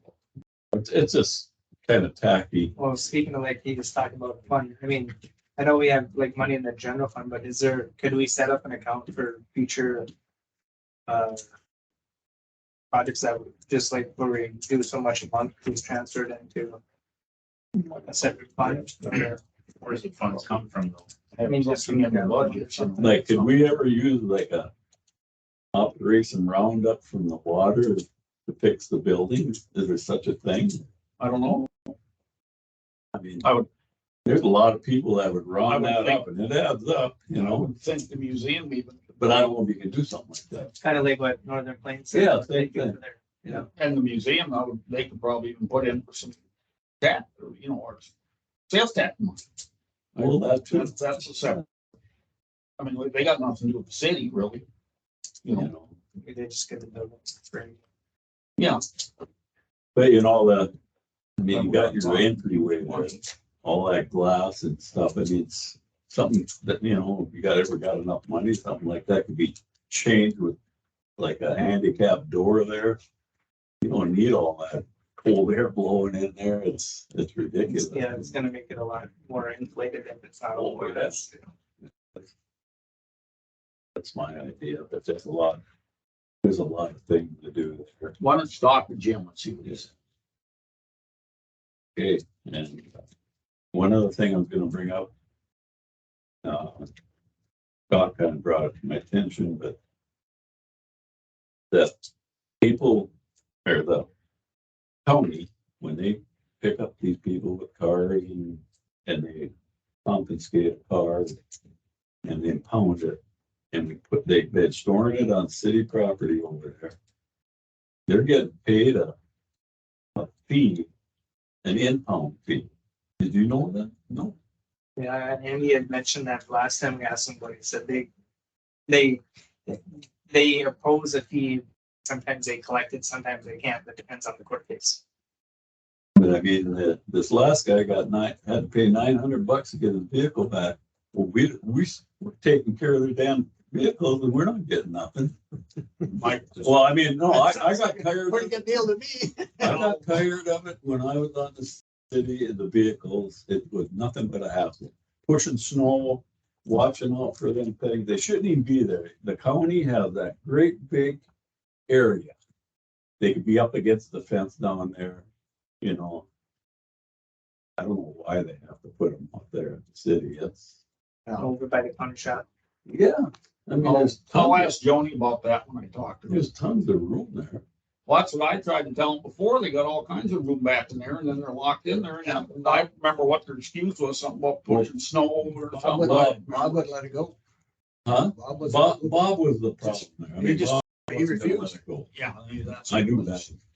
Basically. I'll talk to Joni about it when I talk to her about that. But I just think those cars should go out to the county. I agree. Totally. I've always said that. So.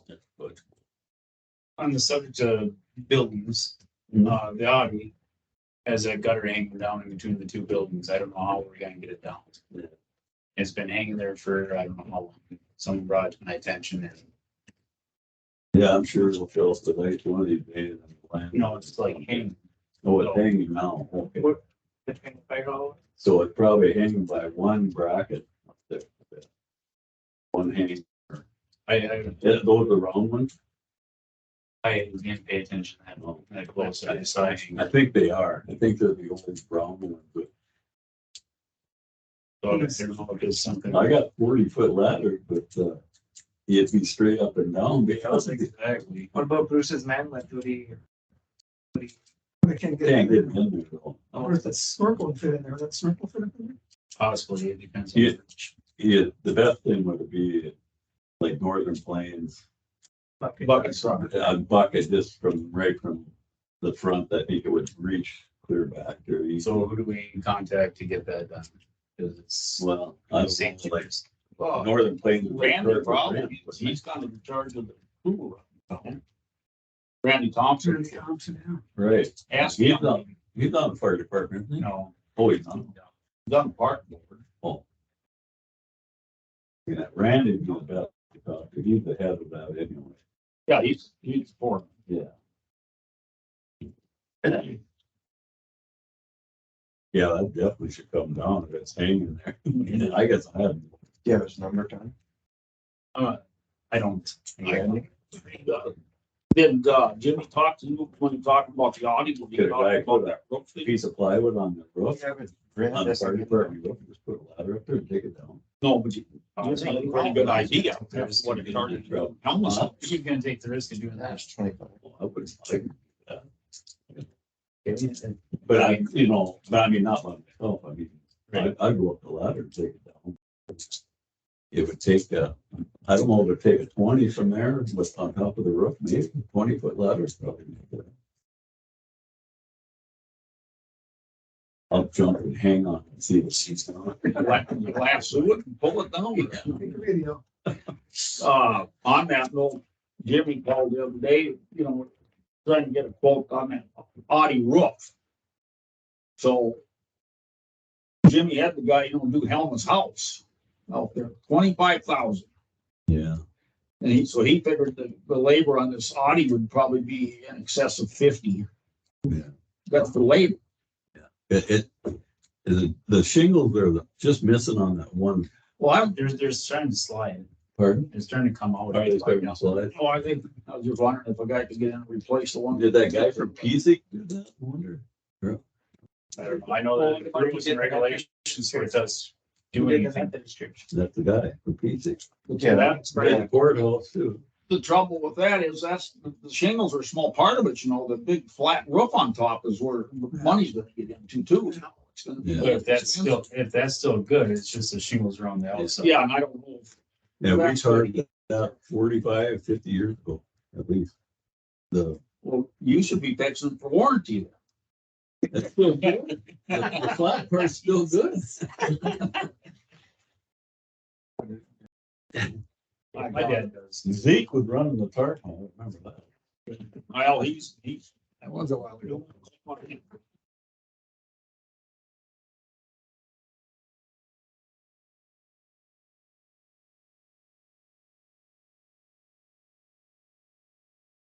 I would talk to Randy. They might just bug over there. You know, they've got that bucket truck out. Right. It's pretty easy to get along, but Fine.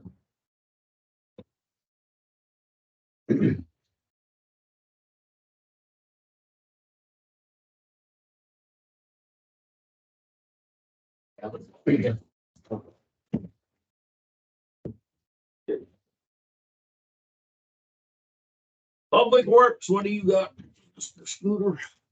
We got the legal project going on fixing cell 4, which is becoming a bigger job than anything. Each time he digs a hole out, it leads to another.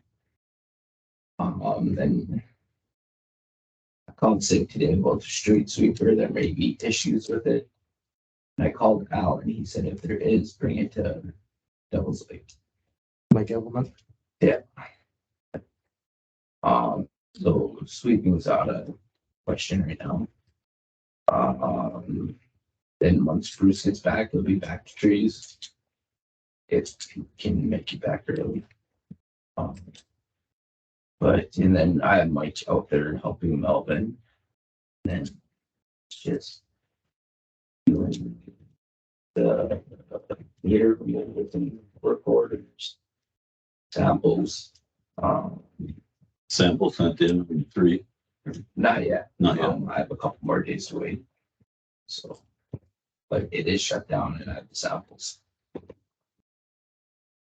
Yeah, that's about it right now. Diver's gonna make it this week. Yeah, hopefully. I got a hold of her today and she still had no scheduled date or time. But she said they should be here this weekend. We're gonna have those guys put the bulbs in up for the water. Both of them are out. Out again. They're the ones that be the best to do it. They're up there. They'll bounce up there and put them. On this lagoon thing, what it is, the rats have, muskrats have chewed through it, see, and they're leaking out, so that number 4 is virtually dry now. But on the whole north wall, there's hardly any wall left in places. It's been caving in and it's getting so damn narrow up there that, so Rudy and I went out and looked, and then we we took Melvin Bell out, so he has got his little excavator out and they're packing some of this regrind into it. But the whole north wall, we need rip wraps. It's just, the waves are just eating it away. I mean, we're gonna lose that whole cell if we don't find something to get in there. We gotta start collecting, anybody doing any cement that should be going out there. And there's a huge pile of it, Jim, so you can get rid of it. You can get better haul it Where's it at?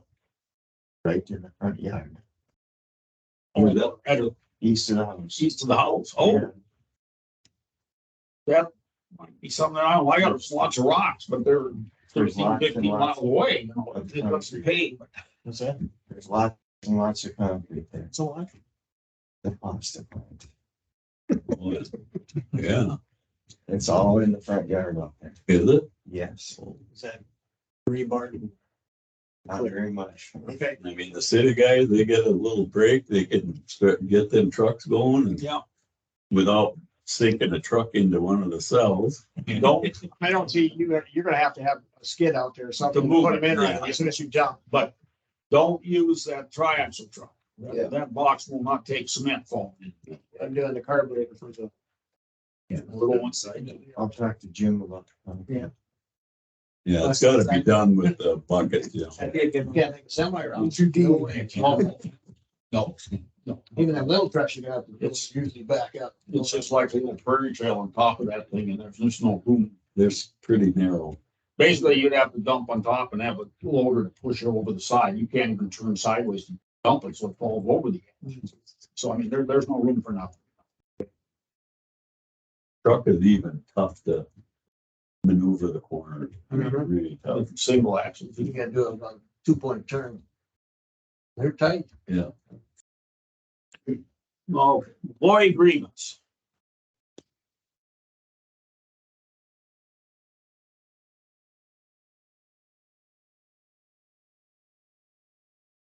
I have a concern that a side job that does not relate to city business has been ordered for me to do. And I was doing it on the side, being paid separately from the airport. There are separate bank accounts, there's a separate federal ID.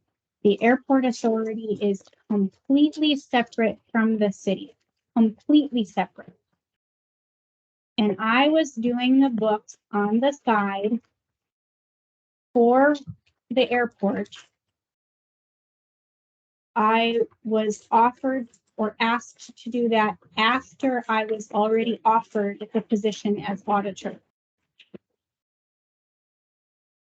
I gave Raleigh my 2-week notice in the middle of September after our last meeting, because A, my time is maxed out, and B, I feel completely disrespected by him as a person. So I don't want to work for him as a person. I will work for him as a mayor, because that is my job, but it's a side job that I gave an appropriate 2-week notice for. He then ordered me as mayor to do it and spoke to me in a way that I have never been spoken to in my 22 years in the adult workforce. And I don't feel,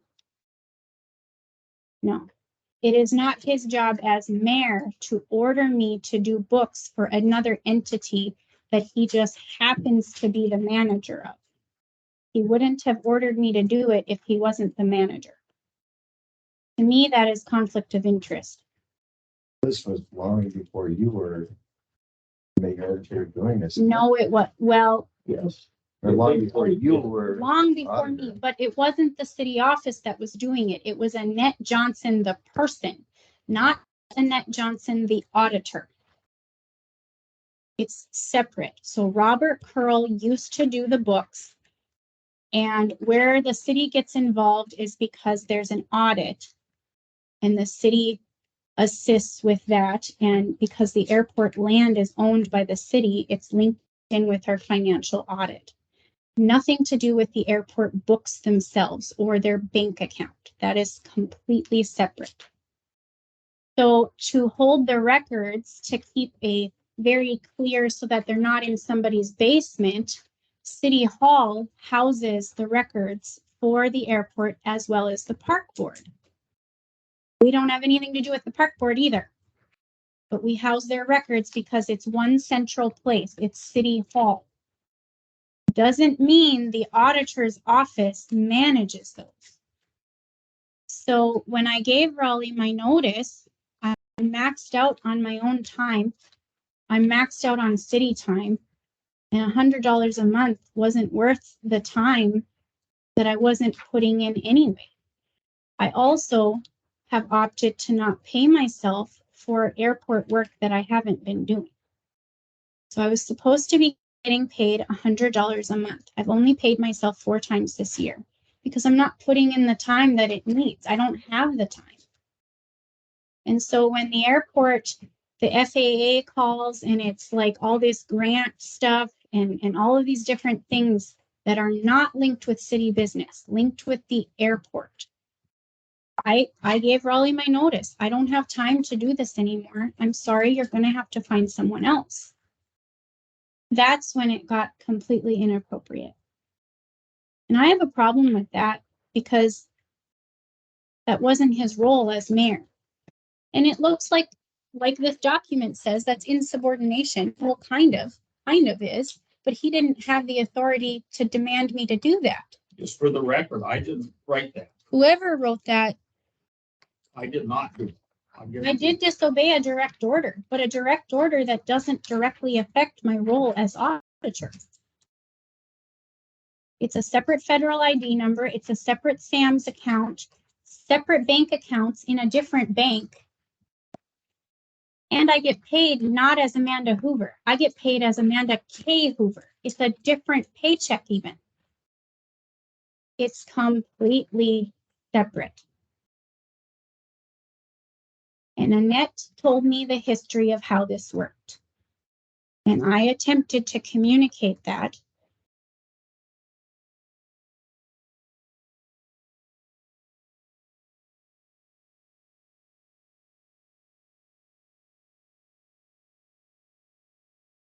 The mayor doesn't get to use this office as his own. He can tell me what to do as auditor. He can't tell me what to do as Amanda.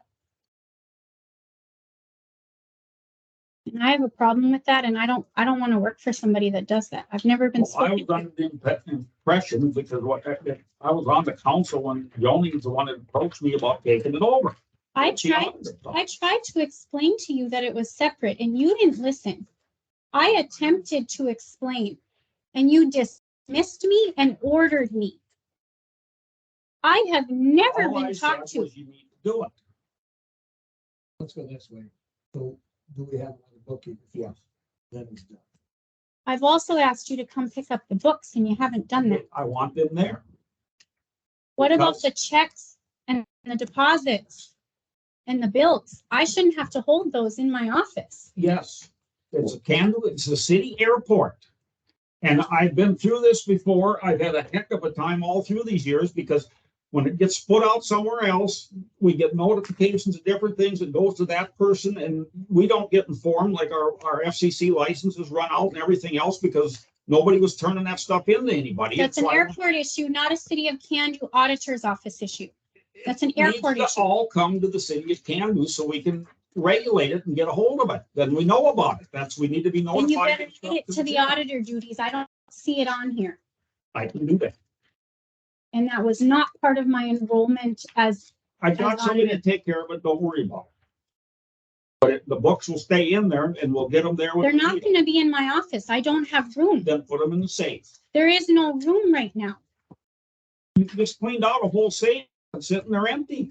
Set them on the floor in the safe. Empty? Not that difficult. Did you say the safe is empty? Have you even been in there? No. You said you were cleaning it out and wanted shelves to put up, so I figured you must have it cleaned out. My problem is the way he speaks to me as a person. That's my grievance. The rest of it is a side point. He's abusing his role and attempting to say that I'm insubordinate.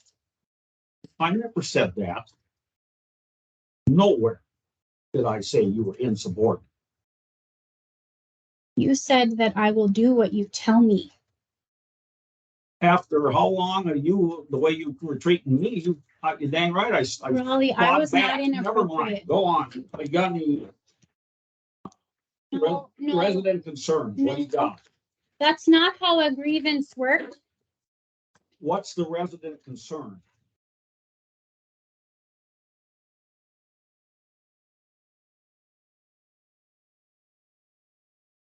The employee grievance has a policy that's according to our handbook. What is the resident concern?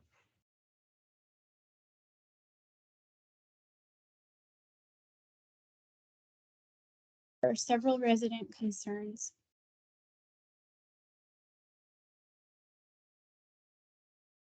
One is the alley by 9th Avenue has not been fully vacated.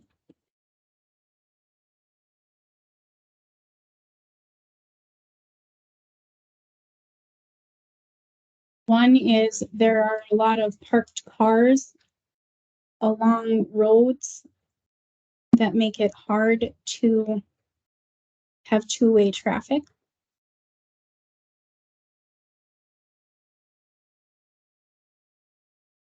Ninth Avenue one is the one over on the east side of town.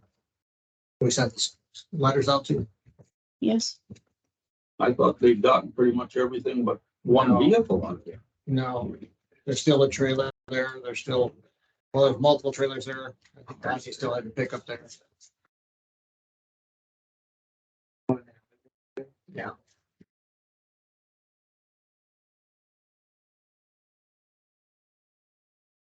You been through there, Scott? Yeah, I went through there today. No. Do you know who they are? The people? No. Well, Monty's, that's what it. Maybe knock on some doors there and mention it again. There was concern about the road that the guys have been attempting to get the hump out of. There's been some questions on if that's gonna, if you guys are done or if there's more to do, or there's concern about that road still. You guys are gonna finish that, aren't you? Or were they getting too tough or? I don't think it's that bad. Huh? What's left, it isn't Well, bad. there's a big bump left yet. Yeah, but you gotta be dang there by the curb to hit. Yeah, but I mean, it's two cars are coming, somebody's gonna get. Yeah, two big, if you have to turn, it'd be miserable coming from the west. If you had to turn down his. I have. Or if, It's if like two this. vehicles meet each other. I have, and I was going too fast because I was gonna turn out, well, I couldn't. And boom, and that's really high on that one end, isn't it? Yeah. In the corner as you're coming onto First Street out of that alley, there, I mean, it's like this. It looks like, Yeah. I mean, Is it's, there anything you can fill in there yet, or can you take? No, some yeah, off? it needs to be dug out or something. It was getting so thick, that's why they kind of quit. They were spending a long time down there. Yeah. There's still a saw mark there that. Yeah.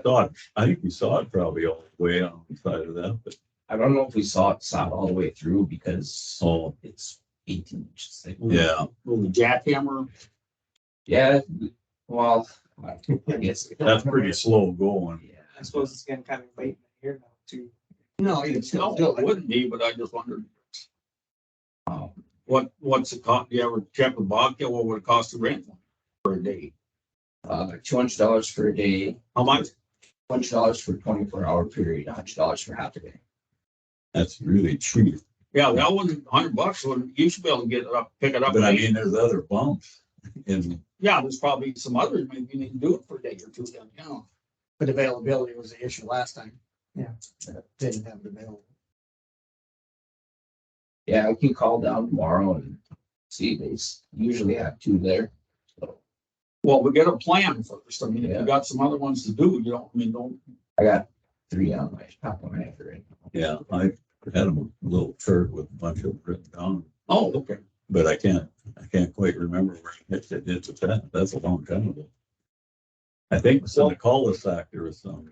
So if you do it, like pick it up at 8 in the morning, you just gotta have it back by 8 the next morning. Yeah. Is that the way it works? Yeah. Wouldn't be so bad. No. No, that I think would be worth doing. You guys get a break where you're not doing nothing, they can tackle that. Yeah, because right now I have to either go on the far outside of the alley or far inside of the alley. And the inside's really bad. My daughter's bottomed out like 3 times. And then if you go straight on off of Third Avenue into my alley, it's like about this high. You go up like this. That's why you're a higher pitch. A lane divider. Like, Yeah, there you go. I have a car for gas mileage to double. Yeah, check into that stuff. You got enough to do. That's fine. Where was the street with the parking issues? I think it, It was the Hanson House. yes. Fifth Avenue? Pick the pickup, those in the alley with the flat tire, and I was sitting out in the street with the flat Yeah, tire. I was gonna put a sign on there. That's all I ever do. Having the cops do it. I always did it myself before, and it's so simple. You City Hall letters, write a note in there, put it in the window. This thing's gotta be come off the street, you know. Hanson. Snow walls are coming. Oh, I know. They- That's from the birdhouse. Yeah. You know, everybody will move it. I've never had anybody that. Yeah, a lot didn't of move times it. they'll, Huh? they put vehicles on each side. Yeah. It makes it tough to get around there. Did somebody tell them to take it on the alley? That's a vehicle issue for a while. They must have moved around, tried using them. I don't know. Oh, I don't know. After it sat there for a long time. Any others? There was a complaint or a concern about dog waste in our community garden. And since it's community owned or city owned, they want the city to write a letter to a particular person. I don't There know. was a what in there? Dog food. Oh, And that community garden, all that food goes to the food pantry. So they're saying that it's a health risk. public health Who? contamination They issue. know who the dog, or who has it. My sister-in-law probably. Yep. German. I'm sure Cody's German Shepherd. Better. Like a daughter. So Jeremy should handle this. I don't go for like a fucking German Shepherd. Scott, go knock on her door. Yeah, I will. Confirming she She don't bite you the dog. They're supposed to be on a leash, Yeah, that's right. and I've seen them running through there. There's 2 big dogs there. Mm-hmm. Always got that blue healer mix. Yeah. Shepherd. And, you know, if we explain it nice, just go, I can, maybe they'll get it. I can try. What's that? I can try. If I don't work out, I'd like to go talk to her before you store it down. Now, what do you say? Saturday or Sunday is his last shift? Sunday, I think you just said, 26th, I think he said he was done. that's his retirement day, but he's actually officially done on Sunday. Oh, okay. I think it's at 2.5 shifts. Oh. Okay, you'll talk to them. Any others? There's conversation about when a sidewalk is required and when it isn't, and who has to have one and who has to fix them.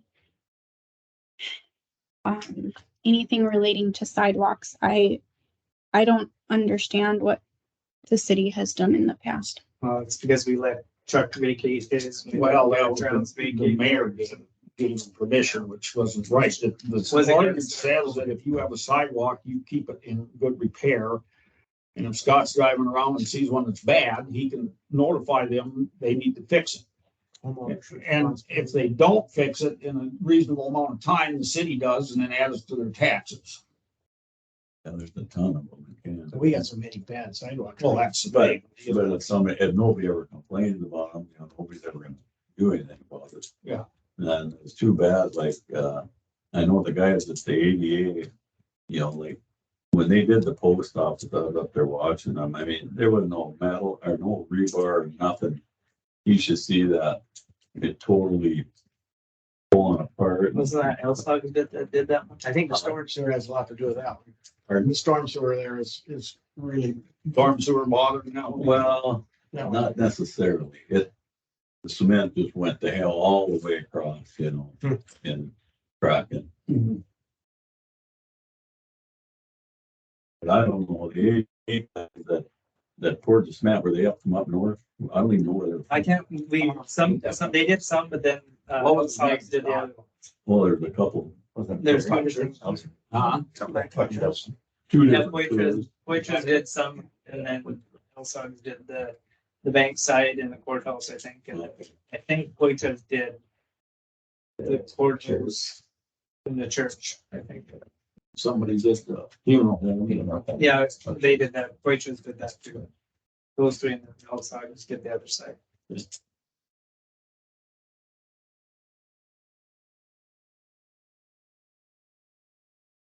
But I mean, the next time we have something like that go on, I'd like to see somebody oversee it, just say, hey, you know, where's the rebar at? You know, Some Now they're supposed to be built to their specs, so I mean that. I know, was anybody watching it? Concerned You about. know, Suppose. That'd be our city Yeah, inspector we've got almost, but he about has a something. full-time job, so he can't be there. well, right. And now Yeah, you they're can't. saying, but what about this and this and this and this? Yeah, and this? Which, yeah. Does it have to be concrete they put back in? Can they put So a wood one in? happens here. Does it have to be it concrete? does. Yeah.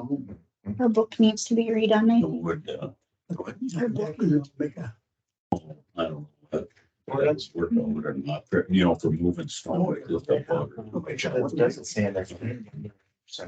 I think when you look at it, actually. Times have Supposed changed. to You get got permission work, from you both got sides. bobcats up on the sidewalk, and that's the biggest one.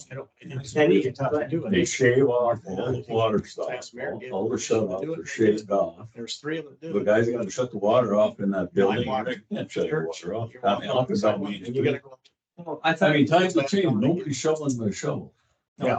They're up on top. I They're not cheap. don't know how to respond to that when we're. But that water shut off right in front of, Like, Post office? no, it's that one in front. you know, we're saying, hey, let's The get this, record, you know, this is. That one every year seems to come apart, so Glenn cheers it off every year. Serious, but why? Those Why pound do I down. have to do Yeah. that in this part? They're on, they're extendos, you know. I don't know. That was not this council. Yeah, I just, You and that's, gotta look at it this, that's a fire hazard. You know, Yeah. somebody We're looking at banging the pole emergency one down. response deals getting back. Somebody that It's certain going back to bad, slim. bent it all up. You couldn't even get it It's- upside down there anyway. it is a concern though, because we base on complaints, right? So we don't usually pick on someone until there's been a complaint. And that's what I told her. I said, well, if somebody isn't bringing it to our attention, we're not seeking out. Which you're on city property.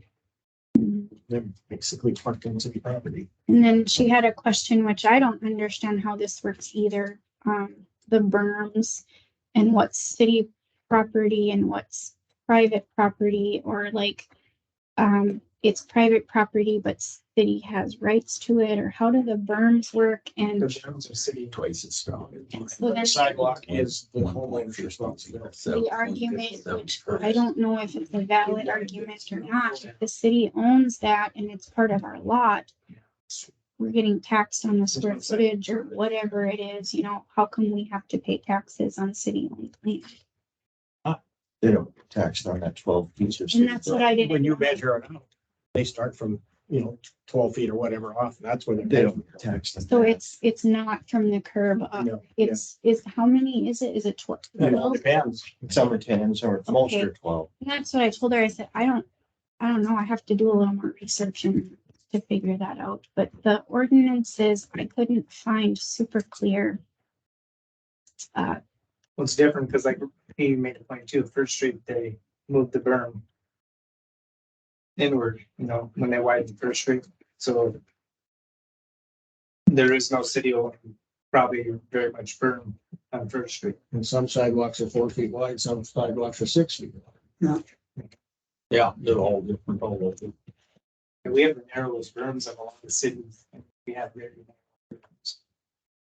So I can tell her that the city, they're not getting taxed.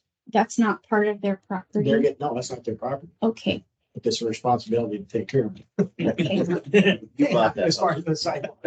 Yeah, There was a lot of things that happened with the sidewalks, though. I mean, people tearing them out, a perfectly good sidewalk, totally wrong. I mean, the city should have never allowed that. No, right. So what do we do now? Yeah, how do we put it They're back in? supposed to, they should really put a sidewalk back in there. People that sort of.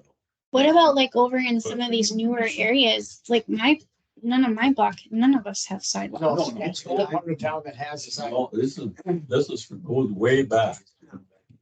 You're not required on your, That's what I'm questioning. What determines who has sidewalks and what doesn't? That's kind of the old. just kind of where they're at, I think, is from the old part of town where they were put in years ago, and that's just kind of where they It's gotta not be. required to have it in. And a lot of- new development. And if you notice, a lot of it's north-south sidewalks, not much east-west. Is it based on like original block or like subdivision, whatever? Like, is it based on that or what?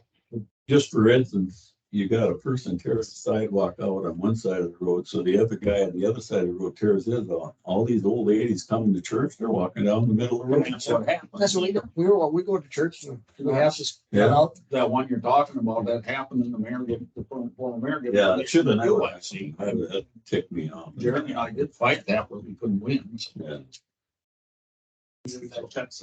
Anyway, Yeah. open committee, Roger, what do you got? Good. Rudy? No. Had a complaint about the fire whistle not working. Again? Yep, it's The one up. They haven't gone on for a while. right, None of them have. right. Oh. And then the one that, the last time I did hear it, it was like, hey. Sounds like it was running out of juice. Right.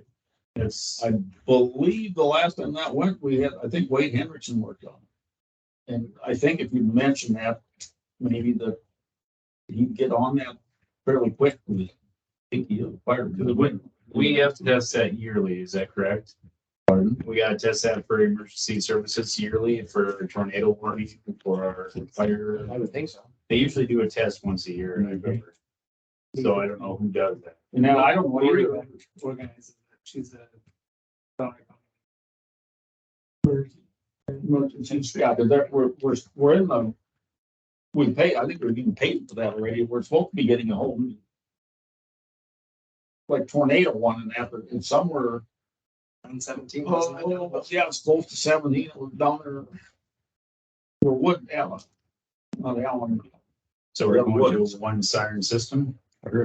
Yeah, and it's supposed to be big enough to cover the whole town. See that right now, we don't have that, but that was all put in, I think, I think there was some grant money involved and Lori, no. Yeah, Lori would be the one. She'd be the one to ask about that, because I thought that was supposed to get in this summer. Come to think about it.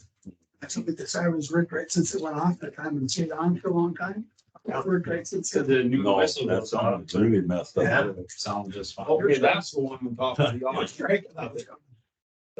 I don't know. My wife. I believe that's something that. Last time the trucks went out, there was nothing. No, There was Right. nothing.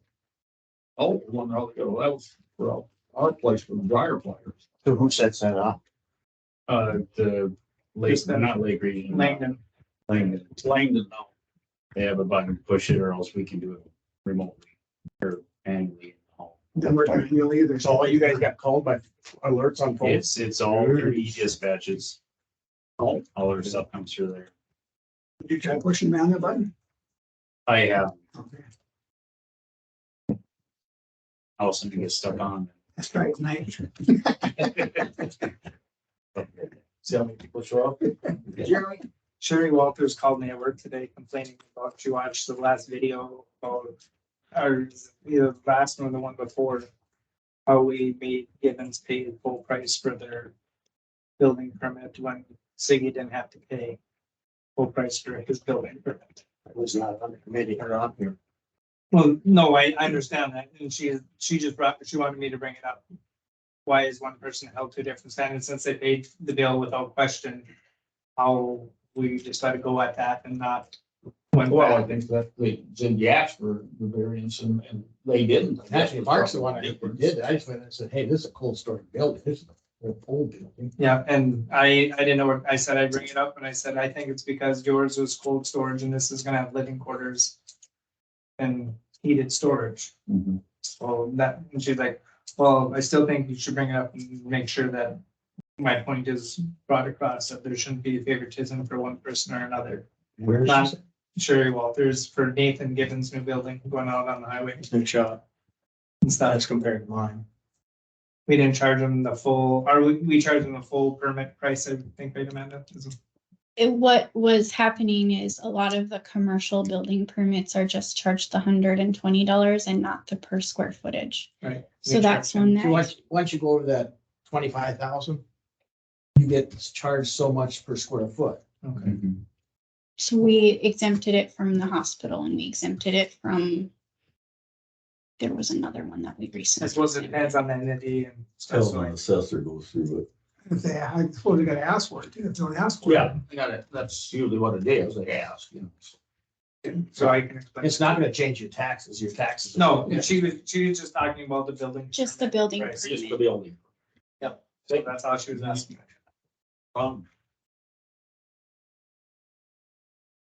Financial. I spent quite a bit of time looking for an error. I keyed in something wrong or something isn't right. So your financials, the reconciliation, there's something not quite right. But the fund balances are fine. It's just, on First State Bank, if you look at that one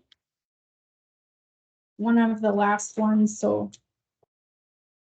it's for there, and then it's the next one, and then First State Bank. If you look at that one, I have a difference on here. These numbers right here. So they're supposed to be zeroed out, and you can see I have two numbers. So I haven't closed out September yet because I have an error to fund. What page you on? It's on the reconciliation page, page 1. So I think it has to do with something with one of the supplemental checks. There's something in the system that I either did wrong or something. So that's what that is. It doesn't change the fund balances. It doesn't change the amounts that went through the bank. It's just I keyed something in on my side incorrectly. So that's why you have that difference there. If you look at some of the other ones in comparison, they say 0, difference of 0, cleared at 0. And so it's just something that I just didn't have time to look through more, but I'm gonna continue looking and it will be fixed for the next month. To the plus or to the minus? Neither or, it's just I keyed it in wrong. Okay.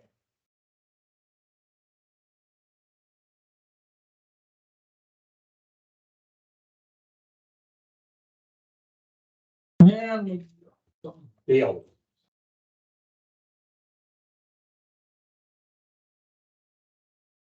Include the bill that size the man up both times of the month. I know. There's more that haven't went through yet, but this is a light one for now. They're gonna get big. Motion to pay those. Motion, is there a second? Second.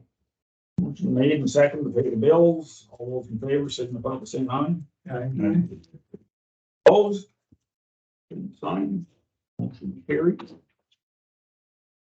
Anybody got anything else? What's the rule about the alley parking? I just want to know. Like, if people are parking their equipment alongside the alley, that's okay, because we're with those Alan Howard's alley. No, we went through that. That's what we were talking I know, about. but for anywhere else in Town, town, town. I'm just trying to understand it as far as if other people are doing. Well, I the guess same we're thing, going it's off, like she said, we're going off the complaints. Okay, that's just going up, I'm just making sure, if we're gonna start mandating that. Just trying to mandate it or not, or I don't know if there is ever a rule on it, actually, rule on it. It's just complaints. It's never really come up, I think, is people complain and then we do something. I did get a post Measure about that all Curly out. Howard's. Yeah, I was- What happened there? She got a $500 water bill. They had high water usage. Who did? Shirley got a $500 water bill. They ended up replacing her meter and stuff, but every other bill she's ever had has never been over $100. Who did? Shirley Howard. Surely. She got a $500 water bill. Alan and we got it. She had a leaking toilet or something? Well, it leaked for a couple days, but nothing major, but $500. Alan's like, there's no freaking possible way the toilet's gonna cost Oh, yeah. $500. Oh, yeah. I had a toilet leak overnight and I'm gonna jump $100. Really? Yeah, it don't take long. Yeah. You get a flapper stuck, it just runs all night. You come back. Yeah. Cando has the rule too, which some cities exempt it off, but if it runs through the meter, we charge it out. We don't The write it. house next door to Shirley, they pumped water. I don't know where they were pumping from. If their basement filled up, I don't know where that water came from. There's no groundwater up there. I thought there was a busted water main. Jackie and I were all walking. I go, look at the water. It's just roaring down the curb. Well, we followed it all the way back to the Frank Parker's house. Mhm. Wow. He had something broken in his house. So maybe something broke in there. Joni had called me one day that, I can't remember the name of that, right south of the Klingenberg house. Across the alley. The Chavez? Yes, they're getting that house back and they're getting Larables back. Yeah. Because Travis is not for them to get all Larable again, so they'll be feeding them over to us. And I know Travis will take this one. And that, is it Majestic? How do you say her name? Majestic. Public Health. Majestic Cleveland. Yeah, they're interested in that. Now, I haven't talked to her. I don't know what they're gonna do with it, but that's across the street from them, I think. Yeah. Which Pretty much. from But their they- lot, yeah. I mean, the they- kid, the Chavez, the kids, they came and they had trailers, they loaded up what they wanted, the doors just left open on them. I talked to him, I had to pick up, he lives at St. John, one of the boys, and Yeah. I had to pick up Chavez's. And he said, I said, you gonna fix it up? And he says, there's so much hospital bills against the house. He said, we Right. can never sell it to Oh. do anything, so we just. And I just wondered whose house is it, and I. Well, it's about to go back to the county. Now, Yeah. Amanda found out Joni, the auditor, found out she's been doing this stuff wrong. In the past, she's held them for 90 days to get a clear title. And that's not the right way. She will give us the title or turn it over to us right away. We have to hold it 90 days and then we get a clear title on it. Well, then we get it back to the county and get money. Huh? Go reverse, do we? No, in fact, we've, that's why they called me. We told them we're not taking some of that stuff and, but Dave McGee called me first and they're both saying that people want these, so, I don't think maybe we can get a taxable structure on there or something, but I gotta talk to that Majestic and ask her what they intend to do with it. We had to save us from tear down costs. That's what we're at. That's huge. They need the parking for their trailer and these kinds of stuff. I know maybe So they would probably tear the house down. that's a possibility. Well, I think we can make that stipulation, they can buy it, so you have to. You have to, yeah, for taxable structure, like you did the other guys. Yeah. Got a lot to keep. Yeah, but if you've got a house on there now, you're getting taxed for that house. I would think that you'd want it, if you want a parking lot, that you'd take that off as soon as possible to get that down to an empty lot rate. Right. Yeah. Are we gonna resolve any of this? Are we gonna abide by the employee handbook? Or are we not abiding by the employee handbook?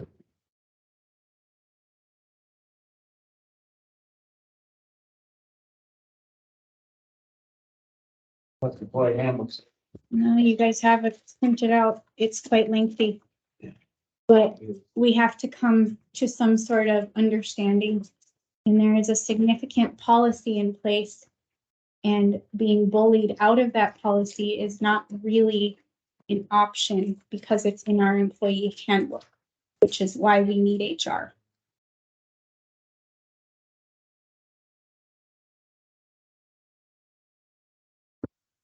Now, I'm willing to extend an olive branch in one way. I know that you guys don't know these things. But employees have options too. And we need to abide by those options. So my olive branch is I will do better to attempt to communicate in a better and more effective way with this table. But I don't take orders like these text messages show. I'm not in the military. I don't have to take orders. I take direction, and I will take direction. I will not be disrespected, and I will not be name called. I'm an employee that puts in time. It's a mutual beneficial relationship. I'm doing a job that you guys hired me to do. Just like I'm an employee and I get paid for that job. So how do we come to some sort of understanding? Because it doesn't seem like any of us are on the same page here. And I don't really understand why. Is my personality too strong? So this document that you guys provided me with some feedback that some is complete false, but some is good feedback, and I will take this to heart. But this is not acceptable, and being dismissed in that way against the policy manual is not acceptable. And so how are we going to resolve this when there is nobody looking out for the employees when you have an employee handbook? Just anybody at this table can just say that it's not so. That's my grievance, is there isn't a good policy in place, and when there is, it's not being followed. That's my grievance. It's nothing personal to any one person. But the employees have rights. And that's why you have a policy manual written by somebody that is a specialty in HR. And so if you're willing to take my olive branch and we can work together to improve our relationship, to me, that is some sort of resolution. But how come I'm the one that's having to push for that when we have a policy in place to do these things? It's completely inappropriate. And it does have to happen at a public meeting because I'm bullied into submission behind closed doors. But who? Where have I ever bullied you? Is that what you're trying to say? I'm saying there isn't a mutual respect here. I can learn to be more professional. Yes, I can. I'm still learning. But it's a two-way street, and I have seen a lot of disrespect in my direction. Have you name called? You've been name called? Yes. By who? I've been called a whiner. No. No, what No, was said, sir. there's a lot of whining going on. You were not called a whiner. All Rudy said is there was a lot of whining going on. I don't think advocating for appropriate policies is whining, when there's already some policies in place. So like I said, I'm willing to extend an olive branch, but the way that this goes out, we have to have a third party representing you guys to the employees and employees to you guys, because we're not able to effectively communicate with each other. And you're gonna visit with Tony about that third party, right? Yeah. So how do we resolve this particular issue that I have the grievance? Raleigh, I like you as a person, but I don't understand. I think you just pushed my buttons enough. It just seemed awful funny to me is after that meeting on the 20th, it's the next day, all of a sudden, I don't have time to do those books. I haven't had And- time for 6 months. And I just, to me, it was just because we got a little hassle at that meeting is the reason you did it, just for spite. I think. Well, the reason why I did it is A, I don't have time, but B, a side job, I don't have to be treated like that. My time is valuable too. Now, I Agreed. like you as a person, But I still think you're trying to do too many things that aren't. in like your the wheel- airport books that aren't my job. Other stuff uptown that aren't in your wheelhouse that you keep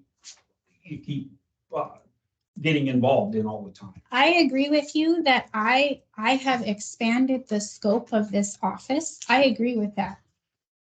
And maybe that isn't, I don't think it's what this council wants. you might be right.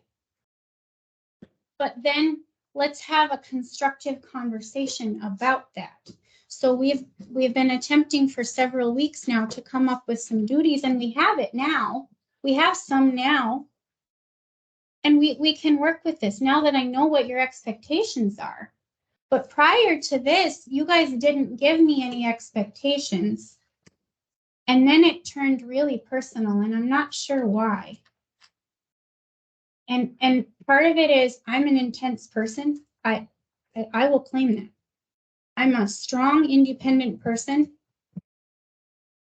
But that doesn't mean that I get to be disrespected in the workplace.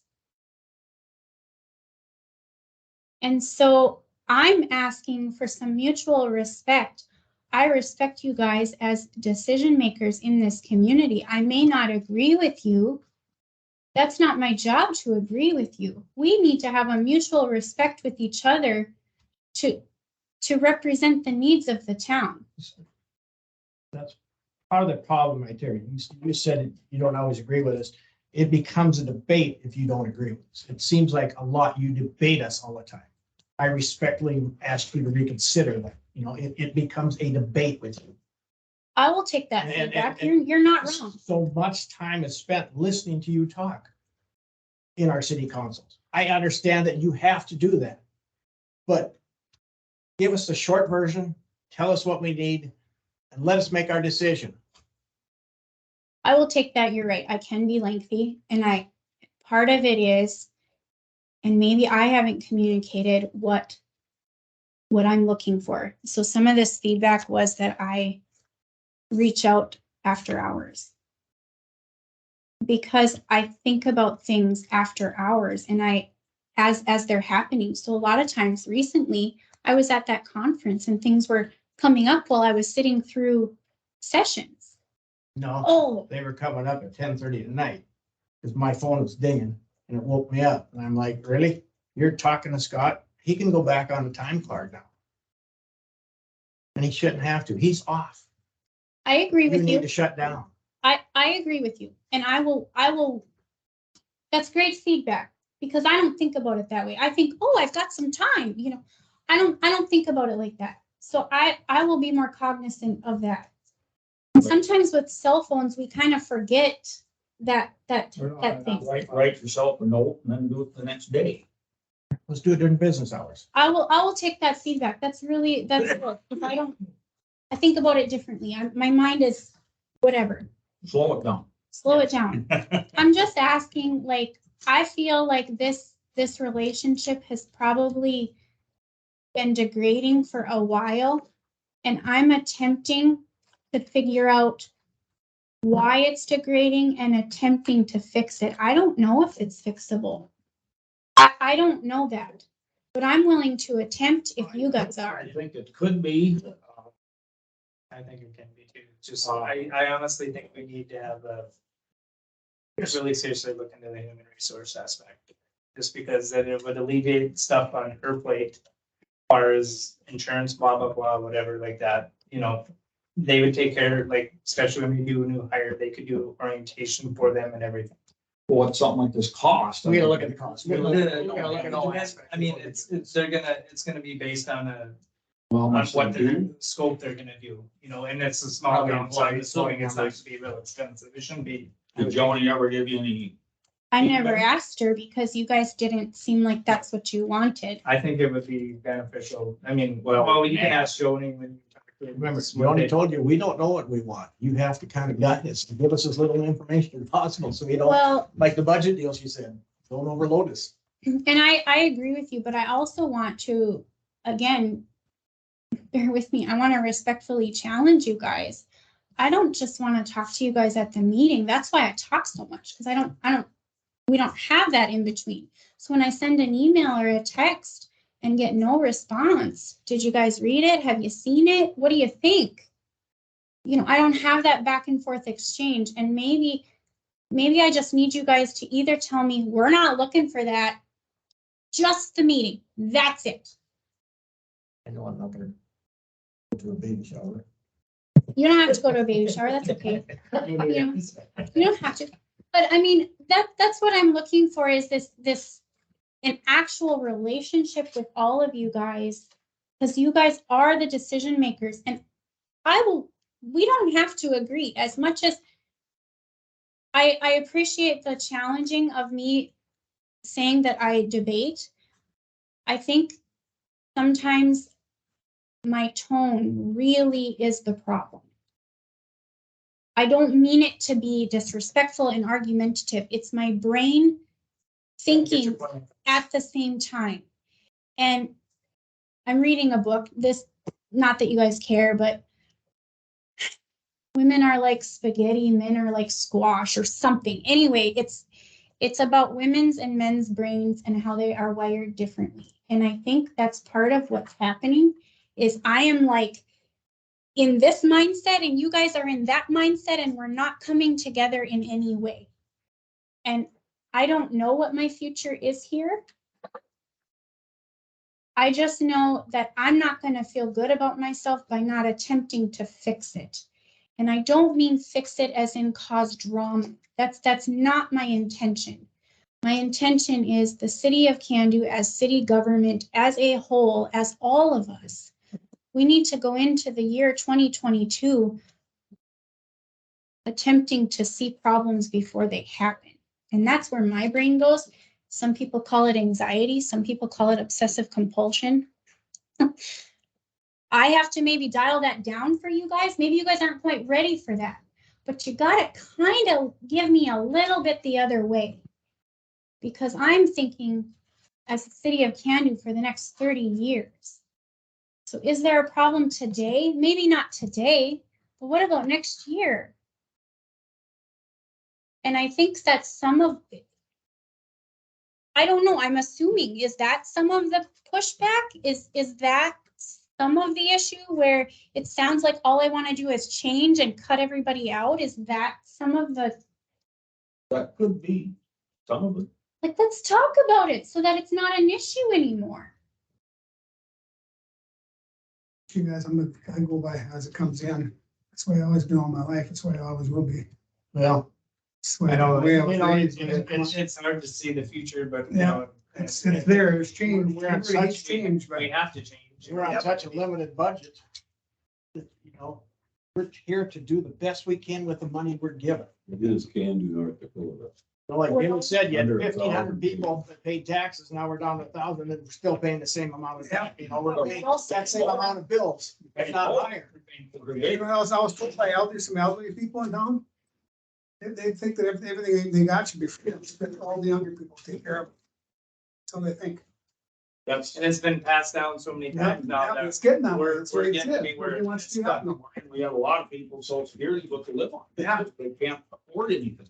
I mean, can we agree that I'm not all right and I'm not all wrong, and you're not all right and you're not all wrong? Yeah. Can we agree that we can somehow meet in the middle? And I don't understand why it takes me screaming to say, why can't we talk about this? I don't understand why it takes me pushing so hard, almost getting myself fired, almost quitting, to get us to talk openly. I don't know how your guys' relationships are and how your marriages are and whatever. But we gotta have a give That and is take. what I come to council for, to chat about those things. That I'd like to just do this city business, like maybe up in the old school, but that's what I'm all about. This is city business. And this is so different than my previous meetings going back into the 90s. I mean, you are a different person as an auditor than what. Is that bad? Every time I've been to like where secretary, auditor, whatever you want to call them, they're so busy writing notes, they don't have time to talk. Yeah, that's what I'm used to. Well, you- They're just writing notes. because Actually, they didn't have a. When I first got on the council, Joni was the auditor. And she never talked as much unless we asked her something. And then Yeah. when she started the net to come to the meetings and she told the net, you've got no opinion on anything. You just sit there and then if you're asked about, something that comes up, then you give the information you got. Otherwise, you don't speak unless you're spoken to. So I'm gonna challenge that respectfully. Well, that's just kind of how it's been And forever. that's okay. That's what we gotta. You guys have educational resources at your disposal that I wouldn't have to talk Just at all. hard to change. But you guys aren't utilizing those educational resources. You're not engaging in emails. You're not telling me that you've received the message. You're not acknowledging it. I would back off. I get so many emails a day. I tell I've you got a that. job. I get that. I get that. And I totally get I look that. at my emails in the morning and off I go, unless they're company emails. But how am I to know you've even seen it? How am I to know you've thought about it and you filed that away saying not relevant to Cando? I have to do my job to say, are you sure you got this? Did you read it? That is part of my job too. And if you guys don't want that on your plate because it's not your full-time job, that's why I'm here and that's why I'm communicating. And sometimes it's maybe I need to learn how to effectively and appropriately do that, Shorten it up. shorten it up, but it can't just always be in one sentence. You can't run a city like that. You can't. Didn't say, I just said shorten it up. To the point. So if we can work together to somehow meet in the middle, I will attempt to back up. If you guys attempt to step up and let's meet in the middle. We can work on it. Okay. Anybody have anything else? Supper time. It's big time. Meeting adjourned.